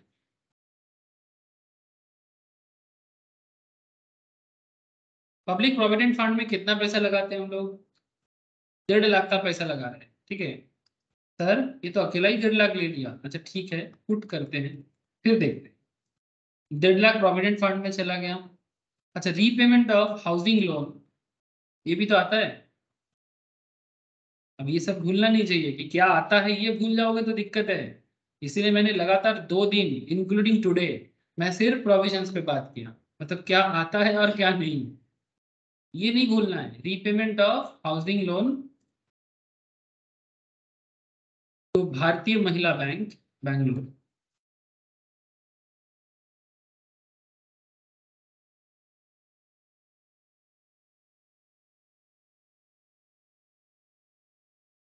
Bangalore. ठीक है, तो 1.5 लाख यहाँ अमाउंट इधर था, इधर 20,000 था ना। महिला बैंक को कितना इंटरेस्ट रीपे किया? 20,000। चलो सर, और कुछ है क्या 80C related? LIC pension fund, LIC pension fund 80C का नहीं है, 80CCC का है। बार बार बोल रहा हूँ, ये सब भूलना नहीं चलेगा। अच्छा, मेडिकल पॉलिसी 80D का है। ठीक है, और मेडिकल इंश्योरेंस प्रीमियम पेड पर सीनियर सिटीजन, ये भी 80D के अंदर ही आता है। ठीक है, तो 80D को बाद में लेते हैं, पहले 80C रिलेटेड मैटर को खत्म कर लेते हैं। तो 80C रिलेटेड अगर मैं देखूं तो मेरा टोटल कितना बन जा रहा है? 80C कंप्लीट हो गया जो जो था, 35, 1,50,000 एंड 20, कुल मिला के मतलब नेट कितना होगा टोटल? सर मेरा तो 2,05,000 बन रहा है, क्या मैंने सही किया? विश्वजीत, शुभजीत, अनुष्का, नेहा, हाँ सर। नील, ओके। 2,05,000, थोड़ा मैं मुझे हाँ ना बोल दीजिएगा, ताकि ना मैं भी कभी कभी जल्दी में गलत कर देता हूँ। जैसे आज ही एक स्टूडेंट बता रहा था लास्ट वीक एक फाइनेंशियल मैनेजमेंट के क्लास में, मतलब सारा चीज सही चल रहा था, बट मैंने थोड़ा सा लैक ऑफ कंसंट्रेशन हुआ शायद, तो उस पे वो चीज गलत हो, मतलब आंसर सही निकला, किया भी सही, बट एक चीज बताने के टाइम पे मैंने गलत बता दिया। अब कोई मुझे कुछ बताया नहीं, क्योंकि मैंने बार बार वो चीज सिखा के आया, फिर मैंने बोलने के टाइम पे वो चीज को थोड़ा सा मतलब नजरअंदाज कर दिया। तो आज मुझे एक स्टूडेंट जो बैकअप करके, मतलब जो लाइव नहीं कर पाया या लाइव नहीं कर पाते एक्चुअली, वो मुझे बताया कि सर आपने उसको गलत सोचा, मतलब मैं सोचा गलत है, बट एक्चुअली में वो गलत नहीं था। लेकिन किसी ने मुझे ये चीज बताया नहीं कि सर आप गलत बोल रहे हो। तो बोल देना चाहिए कि सर आपने तो ये गलत बोल दिया। ठीक है, मतलब गलत इन द सेंस कि एक बार आप थोड़ा बता दो कि सर शायद ये सही है या गलत है। इसमें क्या होगा ना, अच्छा रहता है सर। कई बार बात करते करते हो जाता है स्लिप ऑफ टंग टाइप्स, कई बार इग्नोरेंस में भी होता है। तो repayment of housing loan to Bharatiya Mahila bank Bangalore 20,000, तो कुल मिला के 2,05,000 ना, 2,05,000, 2,05,000 तो हमने ले लिया। लेकिन किंतु परंतु 80C का रेस्ट्रिक्शन है ना, restricted to maximum of rupees 1.5 lakh 1,50,000। तो ये गड़बड़ है सर, ठीक है गड़बड़ को ठीक करते हैं, बट और एक बात है यहाँ पे, और एक बात है सर यहाँ पर ना, ये जो LIC पेंशन फंड का एक पेमेंट है, कहाँ चला गया, कहाँ चला गया, ये payment to LIC pension fund, मैं आपको दिखाता हूँ। इसके ऊपर मैंने स्टार्टिंग डे से बोले जा रहा हूँ। 80CCC contribution to certain pension fund में बात करता है। 80CCC any amount paid or deposited to keep in force a contract for any annuity plan or LIC of India or any other insurer for receiving pension from the fund. Okay, तो अगर आप किसी pension fund में contribute कर रहे हो, maximum 1.5 lakh तक दे सकते हो, और इन आवर केस करेंटली हम लोग भी 1,40,000 तक दे दिए।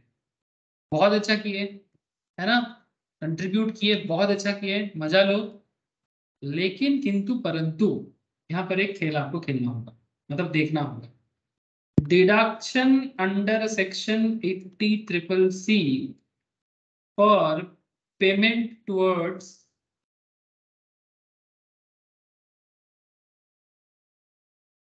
LIC pension fund, payments towards LIC pension fund. अब इसमें क्या हो गया सर, सर कुछ नहीं हुआ, मैंने कितना पे किया, 1,40,000। ध्यान से देखो सर, 1,50,000 80C का था, 1,40,000 80CCC का हुआ, दोनों को ऐड करो। क्यों, वही तो बताना चाहता हूं। 80C 80CCC को क्यों ऐड करेंगे, because there is a section 80CCE। लिखो सर, थोड़ा लिखो, लिखने से समझ में और ज्यादा आता है बाद में। शायद क्लास करने के टाइम पे आपको लगता होगा इतना लिखा दो सर, बाद में हाथ दर्द करता है, बोर हो जाते हैं। लेकिन बिलीव मी, जब एग्जाम टाइम में रिवाइज करोगे ना, ये लिखा हुआ चीज आपको जैसे भगवान देख लिया, अरे वाह लिखा हुआ है। As per section 80CCE aggregate deduction under section 80C and 80CCC is restricted to 1,50,000। Sir कहना क्या चाहते हो, हमें 2,90,000 का डिडक्शन मिल रहा था, आपने जबरदस्ती 1,50,000 में डिडक्शन को बांध दिया। सर मैंने नहीं, इनकम टैक्स डिपार्टमेंट ने आपका इस डिडक्शन लिमिट को बांध दिया। माने 80C के तहत भी आपका मैक्सिमम लिमिट 1.5 लाख है। और एक बात यहाँ पर आपको मैं स्पष्ट करता हूँ फिर से, 80CCE के तहत there is a section called 80CCE, maximum permissible deductions under section 80C, 80CCC and there is a section of 80CCD subsection 1 जो ऑलरेडी मैंने बता के रखा आपको पहले की क्लास में। तीनों मिला के आपको मैक्सिमम 1.5 लाख मिलेगा। एक बात इसमें मैंने पढ़ाने के टाइम पे भी बोला था कि जब आप 80CCE का हिसाब देखोगे, उसमें 80CCD subsection 2 and 80CCD subsection 1 B को इग्नोर कर, ओनली 80CCD का सबसेक्शन 1 ही आता है, बाकी नहीं आता। अब आप बोलोगे सर इसमें क्या लिखा है, सर प्लीज प्रीवियस लेक्चर देखो एक बार, मैं बोला है, मैं बोल क्या है, ठीक है। तो तीनों मिला के 80C 80CCC 80CCD सबसेक्शन 1 तीनों मिलके 1.5 लाख, जिसके बारे में कहा बोला है, 80CCE में बोला है। इस बात का स्पेशल ध्यान रखिएगा सर, ठीक है। नहीं तो एग्जाम में या जब भी एग्जाम हो या जब भी आपके सामने ऐसा मौका मिले क्वेश्चंस कराने का, आप शायद सब ठीक ही बोल रहे हो, 80C के तहत मैक्सिमम 1.5 लाख, 80CCC के तहत भी मैक्सिमम 1.5 लाख, बट सब मिला के भी मैक्सिमम 1.5 लाख। ठीक है। तो आखिर क्या बना, आखिर क्या हुआ सर? सर आखिर कुछ नहीं, हमारा जीटीआई कितना था? अच्छा जीटीआई नहीं पूछा था, जीटीआई क्वेश्चन में कुछ नहीं बोला था, बस डिडक्शंस कैलकुलेट करने बोला, कितना डिडक्शंस मिलेगा। तो इधर हो गया मैक्सिमम 1.5 लाख, ठीक है। अच्छा बाकी सेक्शन का भी पुट कर लेते हैं, बाकी सेक्शंस का भी पुट कर लेते हैं। क्या क्या आएगा? 80D deduction under section 80D। 80D के तहत पेमेंट ऑफ मेडिकल इंश्योरेंस, यहाँ पर आप देख सकते हो क्वेश्चंस में, payment of medical policy taken for self, खुद के लिए लिया, ठीक है, taken for self, wife and dependent children, ठीक है, बच्चा जो उन पे dependent, premium paid by cheque, cash payment नहीं किया, चेक में किया, अच्छा किया, क्योंकि कैश पेमेंट आपको रिडक्शंस के तौर पे अवेलेबल नहीं होता है। तो चेक के तहत हुआ 30,000 का किया, और मेडिकल इंश्योरेंस प्रीमियम चेक के तहत पेरेंट्स का लिया 52,000 का, 52,000 का। वेरी गुड सर, पुट करो just payment of medical insurance premium of ₹30K, मतलब 30,000। सर एग्जाम में ना के वगैरह मत लिख के आना, ठीक है, काट देगा। Towards medical policy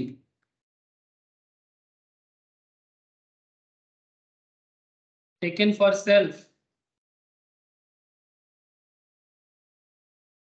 wife and dependent children, मतलब प्रोविजंस में ऐसे ही लिखता है, dependent children restricted to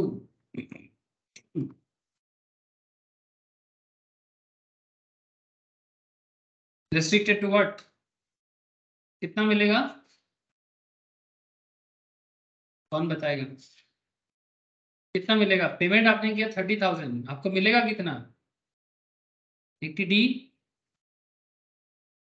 sir 25,000, आपको 80D के तहत मिलेगा 25,000, भूल रहे हो सर आप। And medical insurance premium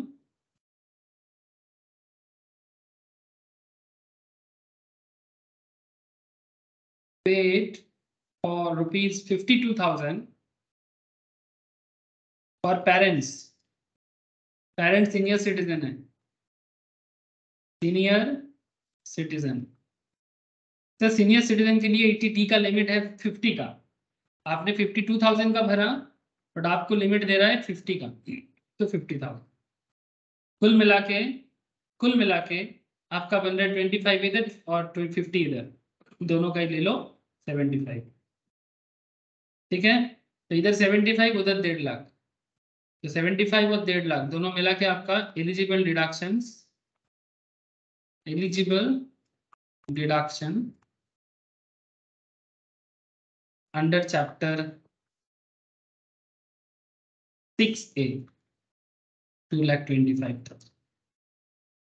They just ask you the deductions amount, कोई जीटीआई के साथ कैलकुलेशन नहीं बोला था, सिर्फ डिडक्शंस अमाउंट कैलकुलेट करने बोला था कि आप बताओ कि आप यहाँ से कितना डिडक्शंस ले सकते हो। तो आपका जवाब आया सर 2,25,000।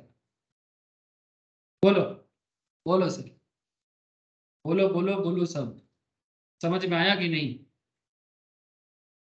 अरे है सर। तो ये था डिडक्शंस रिलेटेड क्वेश्चंस, ठीक है। ऐसा और भी क्वेश्चंस मैं आप लोगों को होमवर्क के तौर पे दूंगा, आप लोग जरूर घर पे ट्राई करिएगा। अभी फिर मैं 2 क्वेश्चंस आपको थोड़ा डिस्कस करके देता हूँ फॉर द अंडरस्टैंडिंग पर्पस, ठीक है। थोड़ा थ्योरेटिकल टाइप भी क्वेश्चंस हो सकता है, थ्योरेटिकल टाइप मतलब it's like a true false type questions with reason. हाँ, ट्रू फॉल्स मतलब कई बार हम लोग सोचते हैं कि सिर्फ टी और एफ लिख दो, अरे भाई हम लोग अभी बचपन थोड़ी है, बचपन में नहीं है, बचपन का प्यार हमें भूल नहीं जाना रे, लेकिन बचपन में हम लोग ट्रू फॉल्स लिख के खुश हो जाते, लेकिन आजकल हम बड़े हो गए, ट्रू फॉल्स के बाद ना करेक्ट इनकरेक्ट भी बताना पड़ता है, तो करेक्ट इनकरेक्ट के बारे में भी आपको एनालिसिस देना होगा। तो ऐसे 2 एनालिटिकल क्वेश्चंस है, जिसमें आपको कैलकुलेट नहीं करना है, एनालिसिस है। थोड़ा थोड़ा डिस्कस करेंगे फिर क्लास खत्म करेंगे, ठीक है। तो चलो मेरे साथ थोड़ा अगला 5-7 मिनट बने रहो। रिडक्शन से रिलेटेड आइडिया कवर हो जाएगा, प्रीवियस 2 लेक्चर्स और आज का क्लास। और इसके बाद मैं आपको रिडक्शन से रिलेटेड नोट्स शेयर करूंगा और आपको घर पे प्रैक्टिस के लिए क्वेश्चंस और प्रोवाइड करूंगा। आप लोग प्रैक्टिस करके मुझे शेयर कीजिएगा और कोई डाउट हो तो पूछिएगा। Examine the following statements with regard to the provisions of Income Tax Act 1961. ठीक है, स्टेटमेंट दिया है, आपको प्रोविजंस के साथ बताना है कि सही है कि नहीं statement. Okay, during financial year 22-23 mister Amit paid interest on loan availed by him for his sons higher education. Amit ji ने लोन लिया था अपने बच्चे का हायर एजुकेशन के लिए। His son is already employed in a farm, उसका बच्चा जो है ऑलरेडी किसी फार्म में एम्प्लॉयड है। Mister Amit will get the deduction under section 80। Mister Amit will get the deduction under section 80। ये स्टेटमेंट ट्रू है कि फॉल्स है?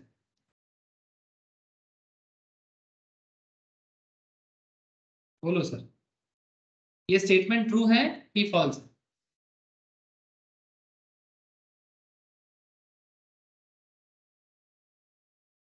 मतलब क्या mister Amit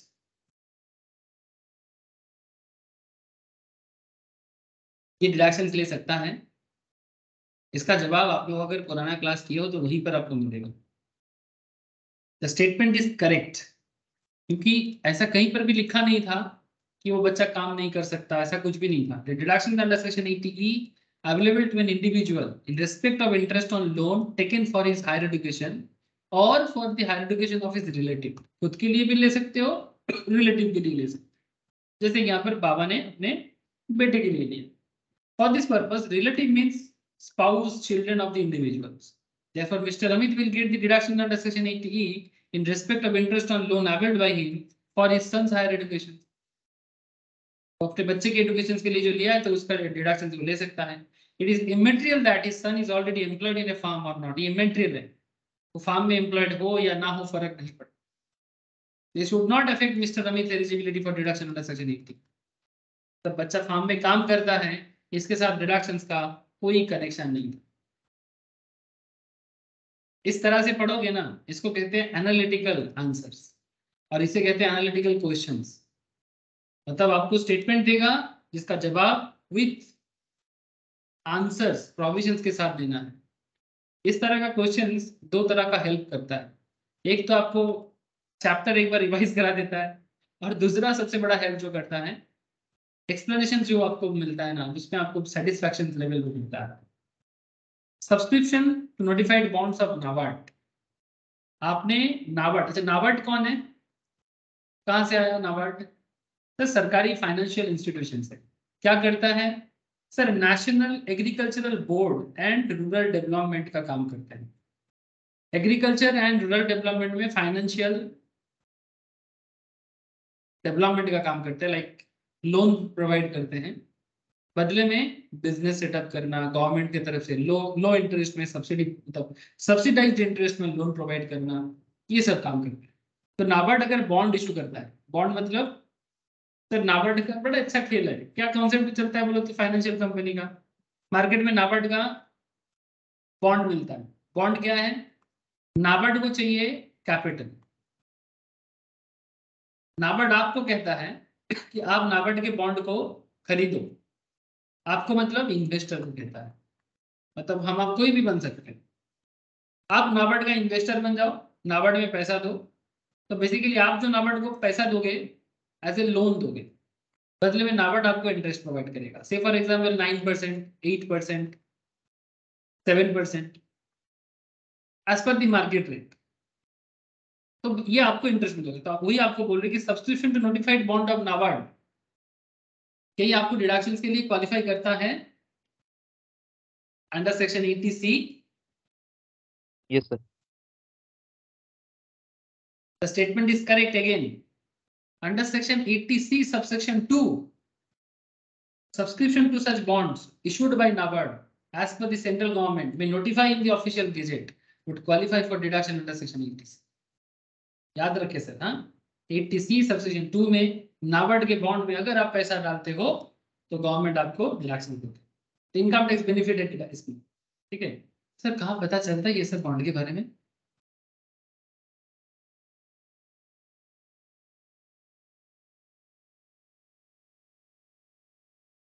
national stock exchange का जो ट्रेडेबल बॉन्ड है, अगर मैं वहां पर क्लिक करूँ, ये देखो, ये सब ट्रेडेबल बॉन्ड है, मार्केट में ट्रेड भी होता है। अगर आप देखोगे तो यहाँ पर गवर्नमेंट, प्राइवेट, सारी कंपनीज अपना बॉन्ड बेचता है।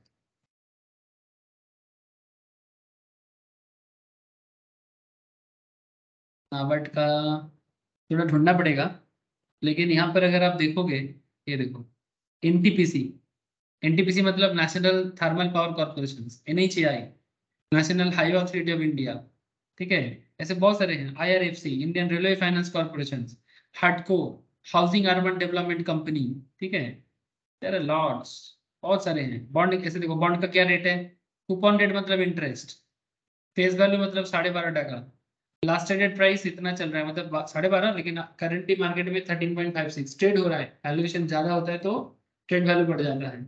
रेटिंग एजेंसी रेटिंग भी दिया है, 2025 के 25 मार्च को मैच्योर होगा। जैसे हर बॉन्ड का इंफॉर्मेशन देता है। सर कहाँ सीखते हैं ये सब? सर मैं तो ये सब सिखाता हूँ कैपिटल मार्केट क्लास में, स्पेशली म्यूचुअल फंड। जो लोग मेरे पास म्यूचुअल फंड का क्लास किया है, या फिर अभी करंटली लाइव क्लास तो नहीं चल रहा है, कोई कोई बैकअप क्लासेस लेके भी करते हैं, म्यूचुअल फंड के बारे में जानते हैं, सीखते हैं, वहां पर मैं ये सब चीज़ों के बारे में थोड़ा डिटेल्स में बात करता हूँ, क्योंकि अल्टीमेटली म्यूचुअल फंड कंपनी आपका पैसा, हमारा पैसा लेके मार्केट में, बॉन्ड में, इक्विटी में मिक्सड अप करके डालते हैं, तो उसका अलग अलग नेचर होता है, जिस नेचर के ऊपर डिपेंड करके कि कौन सा म्यूचुअल फंड अच्छा है, कौन सा म्यूचुअल फंड खराब है, इसका समझ आता है, नॉलेज आता है। जैसे मेरा स्टॉक मार्केट क्लास चलता है मंगल से शुक्रवार, अभी लाइव चल रहा है, बट करेंटली म्यूचुअल फंड का कोई लाइव क्लास तो चल नहीं रहा है सर। लेकिन कुछ लोग हैं, कुछ स्टूडेंट्स हैं जो लोग बैकअप ले लेते हैं, रिकॉर्डेड लेके करते हैं। लेकिन पॉइंट इज दैट कि मैं बस इतना कहा कहने का कोशिश किया कि ये जो थोड़ा डिटेल्स है कि इसमें कैसे इन्वेस्टमेंट होता है, इन्वेस्ट करके फायदा है कि नहीं है, इसके बारे में अगर आप लोग म्यूचुअल फंड या कैपिटल मार्केट रिलेटेड क्लास करते हो तो वहां पर आपको थोड़ा डिटेल्स पता चलता है। ठीक है, ऐसे सीएस एग्जीक्यूटिव में मैं कैपिटल मार्केट पढ़ाता हूँ, वहां पर भी इस चीजों के बारे में मैं बताता रहता हूँ थोड़ा ज्यादा, लेकिन फिर भी उतना डेप्थ में नहीं जा, क्योंकि कहीं ना कहीं सीएस वाले थोड़ा हल्का सा फोकस करके फिर लॉ में चले जाते हैं। तो मुझे इन्वेस्टमेंट रिलेटेड मैटर में बात करने के लिए अल्टीमेटली तो सेबी का जो पढ़ाई होता है ना, एनआईएसएम वगैरह, उसी में मुझे अल्टीमेटली पूरा मौका मिलता है। ठीक ठीक ठीक ठीक, ओके, चलो आगे बढ़े। Sir another question, in order to be eligible to claim deductions under section ETC, investment, contribution or subscription, etc., ineligible of or approved modes should be made from out of income chargeable to tax. In order to be eligible to claim deduction under section 80C, investment or contribution or subscription in ineligible or approved mode, मतलब जो eligible mode है, ये approved mode है, should be made from out of income chargeable to tax. क्या जो incomes आपका ultimately tax में जाएगा, क्या वहीं से डालना पड़ेगा किसी, या फिर दूसरे सोर्स से भी लगा सकते हो? ये कितना सही स्टेटमेंट है, मतलब ये पूछना चाहते हैं कि the statement that there is no stipulation under section 80C that the investment subscription should be made from out of income chargeable to tax, मतलब जो आपका टैक्सेबल इनकम है, ठीक है, जो आपका tax out of income chargeable to tax, मतलब जिस पर्टिकुलर कैलकुलेशंस को आप कर रहे हो आपको वहीं से करना है, ऐसा कोई बात नहीं है। ये कोई करेक्ट बात नहीं हुआ, मतलब कहने का मतलब है कि आप अपना जो इनकम है वहीं से आप करोगे, ऑब्वियसली इन्वेस्टमेंट सब्सक्रिप्शन अपनी इनकम से ही करोगे। चार्जेबल टू टैक्स होगा कि नहीं होगा ये तो बाद में पता चलेगा। चार्जेबल टू टैक्स होगा कि नहीं होगा, मतलब ऑलवेज चार्जेबल टू टैक्स होगा तभी हम उसी इनकम को यूज कर सकते हैं, ऐसा कोई बात तो है नहीं, ऐसा कोई स्टिपुलेशन तो नहीं है, इसलिए स्टेटमेंट करेक्ट भी नहीं है। बात समझ रहे हैं ना sir? In order to be eligible claim, मतलब डिडक्शंस लेने के लिए इन्वेस्टमेंट, कंट्रीब्यूशन, सब्सक्रिप्शन में सिर्फ इनकम टैक्स में चार्ज होगा, ऐसा इनकम को ही हम लोग इन्वेस्टमेंट सब्सक्रिप्शन के लिए डाल सकते हैं, बट ऐसा तो कोई बात नहीं है। कुछ इनकम ऐसे भी होते हैं जो चार्जेबल टू टैक्स होते नहीं है, तो फिर उस इनकम को क्या हम इन्वेस्टमेंट, कंट्रीब्यूशन, सब्सक्रिप्शन में नहीं दे सकते? तो ये स्टेटमेंट बिल्कुल इनकरेक्ट है, थोड़ा सा ट्रिकी था, बट आई होप आपको समझ में आया। हाँ ना बोलिएगा सर अगर कुछ डाउट रहे तो। Where an individual repays a sum of rupees 30,000 towards principal.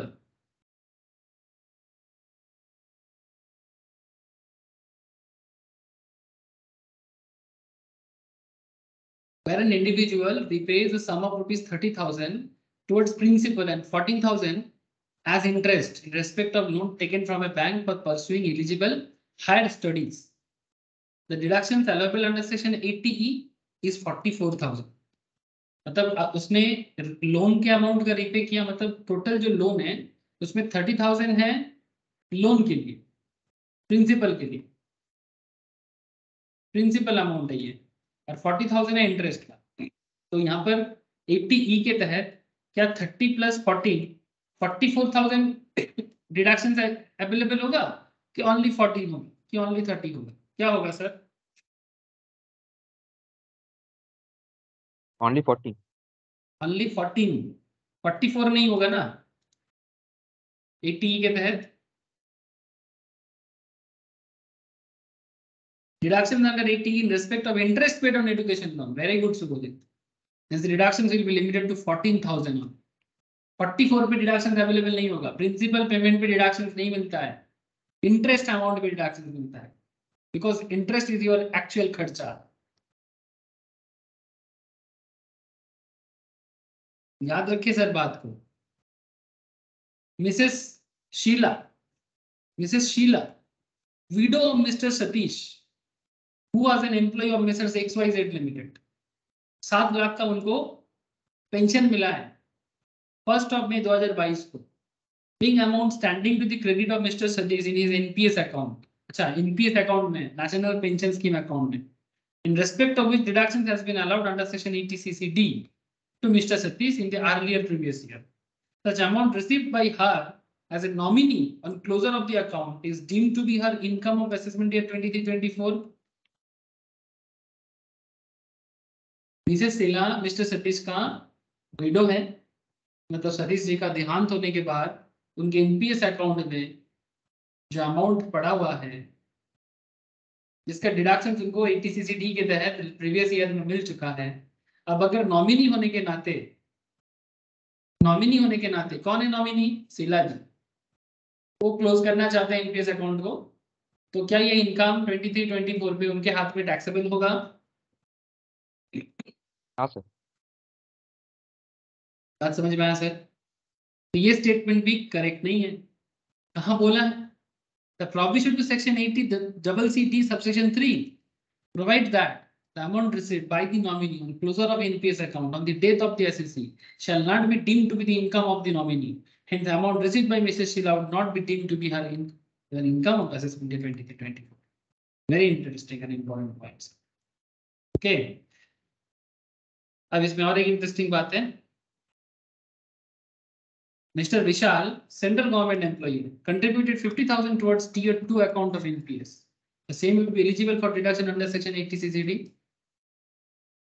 National pension scheme की tier 2 अकाउंट है, उसमें 50,000 उन पर डालना। इसके लिए क्या सेक्शन बताते हैं? ये स्टेटमेंट एक्चुअली करेक्ट नहीं है sir. Contribution to tier 2 account of NPS would qualify for deductions under section 80C and not section 80CCD. इस बात का ध्यान दीजिए। एनपीएस स्कीम का जो टियर 2 अकाउंट होते हैं उसमें कंट्रीब्यूट करना 80C का बात है, ठीक है, वो 80CCD के अंदर नहीं आता, इसीलिए स्टेटमेंट करेक्ट नहीं। तो ये है ट्रू फॉल्स का जवाब। सही है तो क्यों सही है, और करेक्ट नहीं है तो उसका एनालिसिस, सिंपल बात। सिमिलरली एक और एक क्वेश्चन है, examine the allowability of the following. Examine the allowability of the following.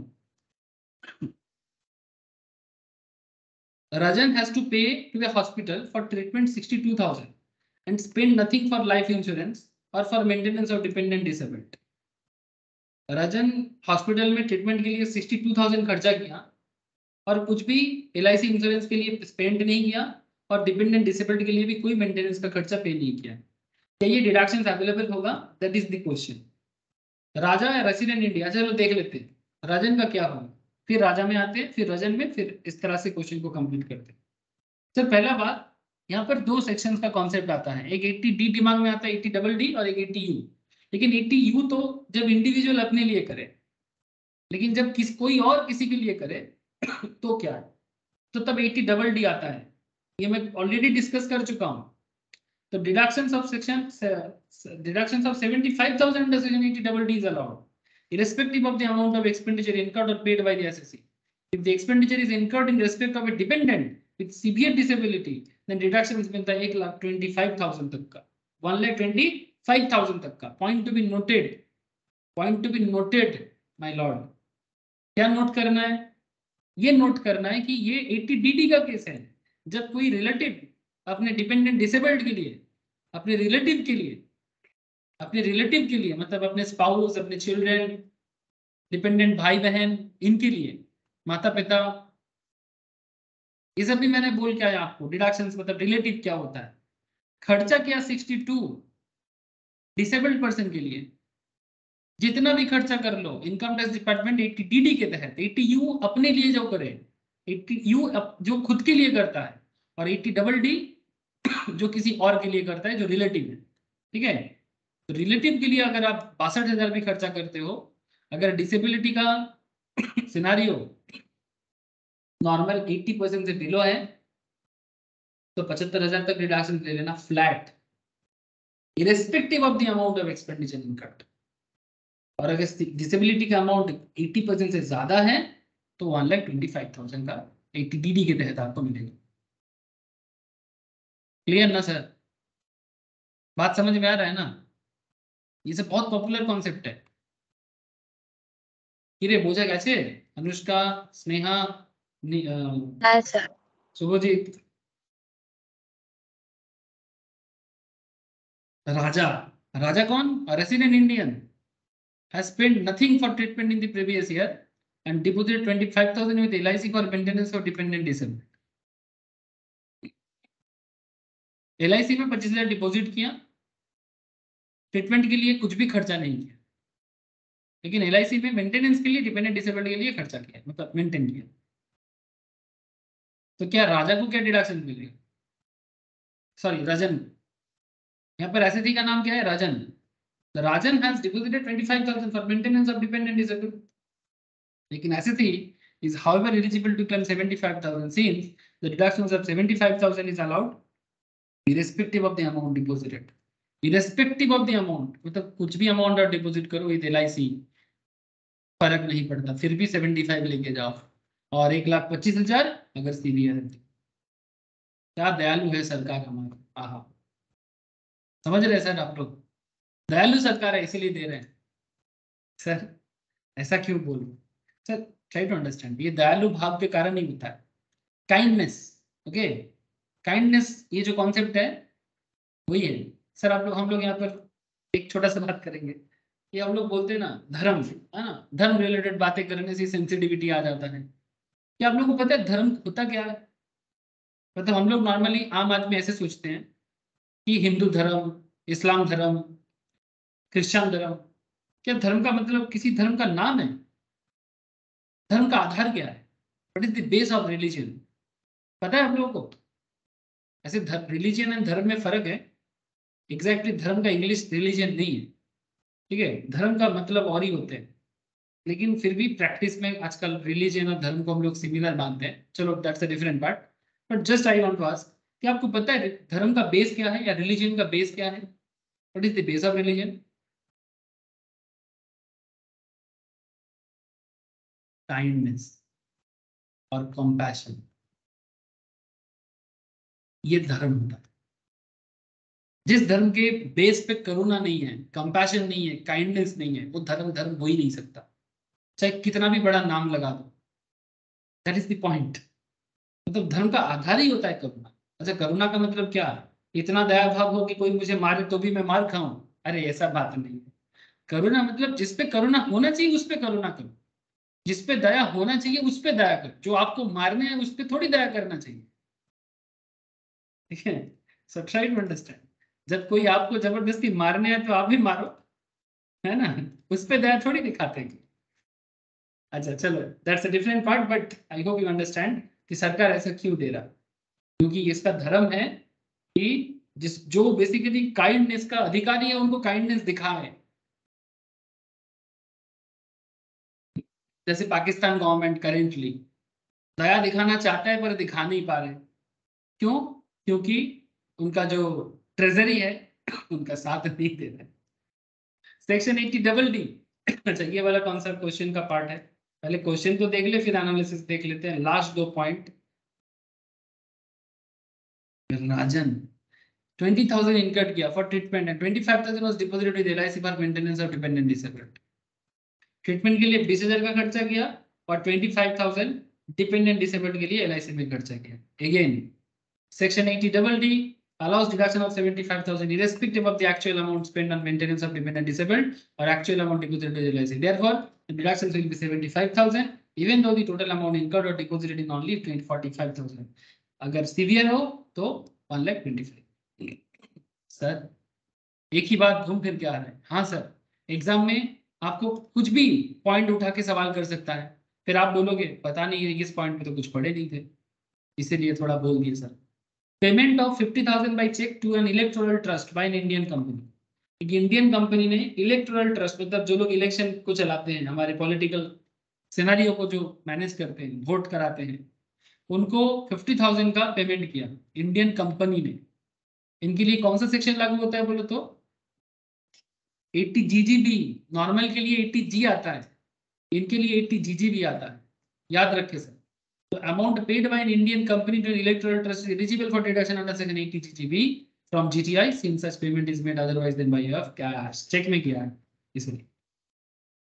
चंदा नॉर्मली 2,000 तक का कैश चलता है, बट इसके ऊपर जाए तो बिल्कुल कैश पे बात नहीं बनी। So that's all about deductions. I hope कि आपको डिडक्शन समझ में आया। सर जिसका भी प्रीवियस लेक्चर मिस है, मैं उनको बस इतना कहूंगा कि आप प्रीवियस लेक्चर एक बार जरूर गो थ्रू करें, स्पेशली स्नेहा, अनुष्का अगर मिस किया है तो ओके, शुभजीत का आई थिंक मिस नहीं है, शालिनी जरूर गो थ्रू करें एक बार डिडक्शन चैप्टर को, प्रीवियस लेक्चर्स को देखें, फिर करंटली देख जो भी आज क्लास में हुआ उसको चेक करें। अब घर पे मैं प्रैक्टिस के लिए आपको डिडक्शन रिलेटेड क्वेश्चन प्रोवाइड करता हूँ, एग्जाम्पल्स, हाँ प्रैक्टिस करें सर, हाँ, और नोट शेयर कर देता हूँ। जहां पर भी डिटेल्स रिलेटेड प्रोविजंस है उसको, अगर कहीं पर भी डाउट होता है नोट्स पे जाओ, मेन प्रोविजंस को देखो, थोड़ा एक्सप्लेनेशन ज्यादा है तो पढ़ो, तो आपको समझ में आ जाएगा क्यों हो रहा है, किस लिए हो रहा है। ऐसे टैक्स पढ़ते हैं सर, इसी तरह से टैक्स पढ़ते हैं। ठीक है सर, टाटा। आज इतना ही है। নোটসটা একবার দেবেন। ওকে পাঠিয়ে তোমাকে হোয়াটসঅ্যাপে লিখে দিস তো প্রত্যেকদিনের। কারো কোনো ক্লাস মিস হয়ে গেলে, যদি কারো কোনো ক্লাস মিস হয়ে যায়, যদি কারো কোনো নোটস মিস হয়ে যায়, জাস্ট আমাকে একটু হোয়াটসঅ্যাপে লিখবি, আমি পাঠিয়ে দিই, হয়তো একদিন দুদিন একটু টাইম লাগে, বাট পাঠিয়ে দিই। ঠিক আছে। একটু জিএসটিটা পাঠিয়ে। আমি ডিএসটিতে দেখছি তোকে পাঠাবো, আমার খেয়াল আছে। Bye sir. আচ্ছা বলছিলাম যে 80C তে যেটা আপনি বলছিলেন না পোস্ট অফিসের ইনকাম নিয়ে, তো মানে যে ফার্স্ট যে কোশ্চেনটা ছিল যে পোস্ট অফিসের ইনকাম,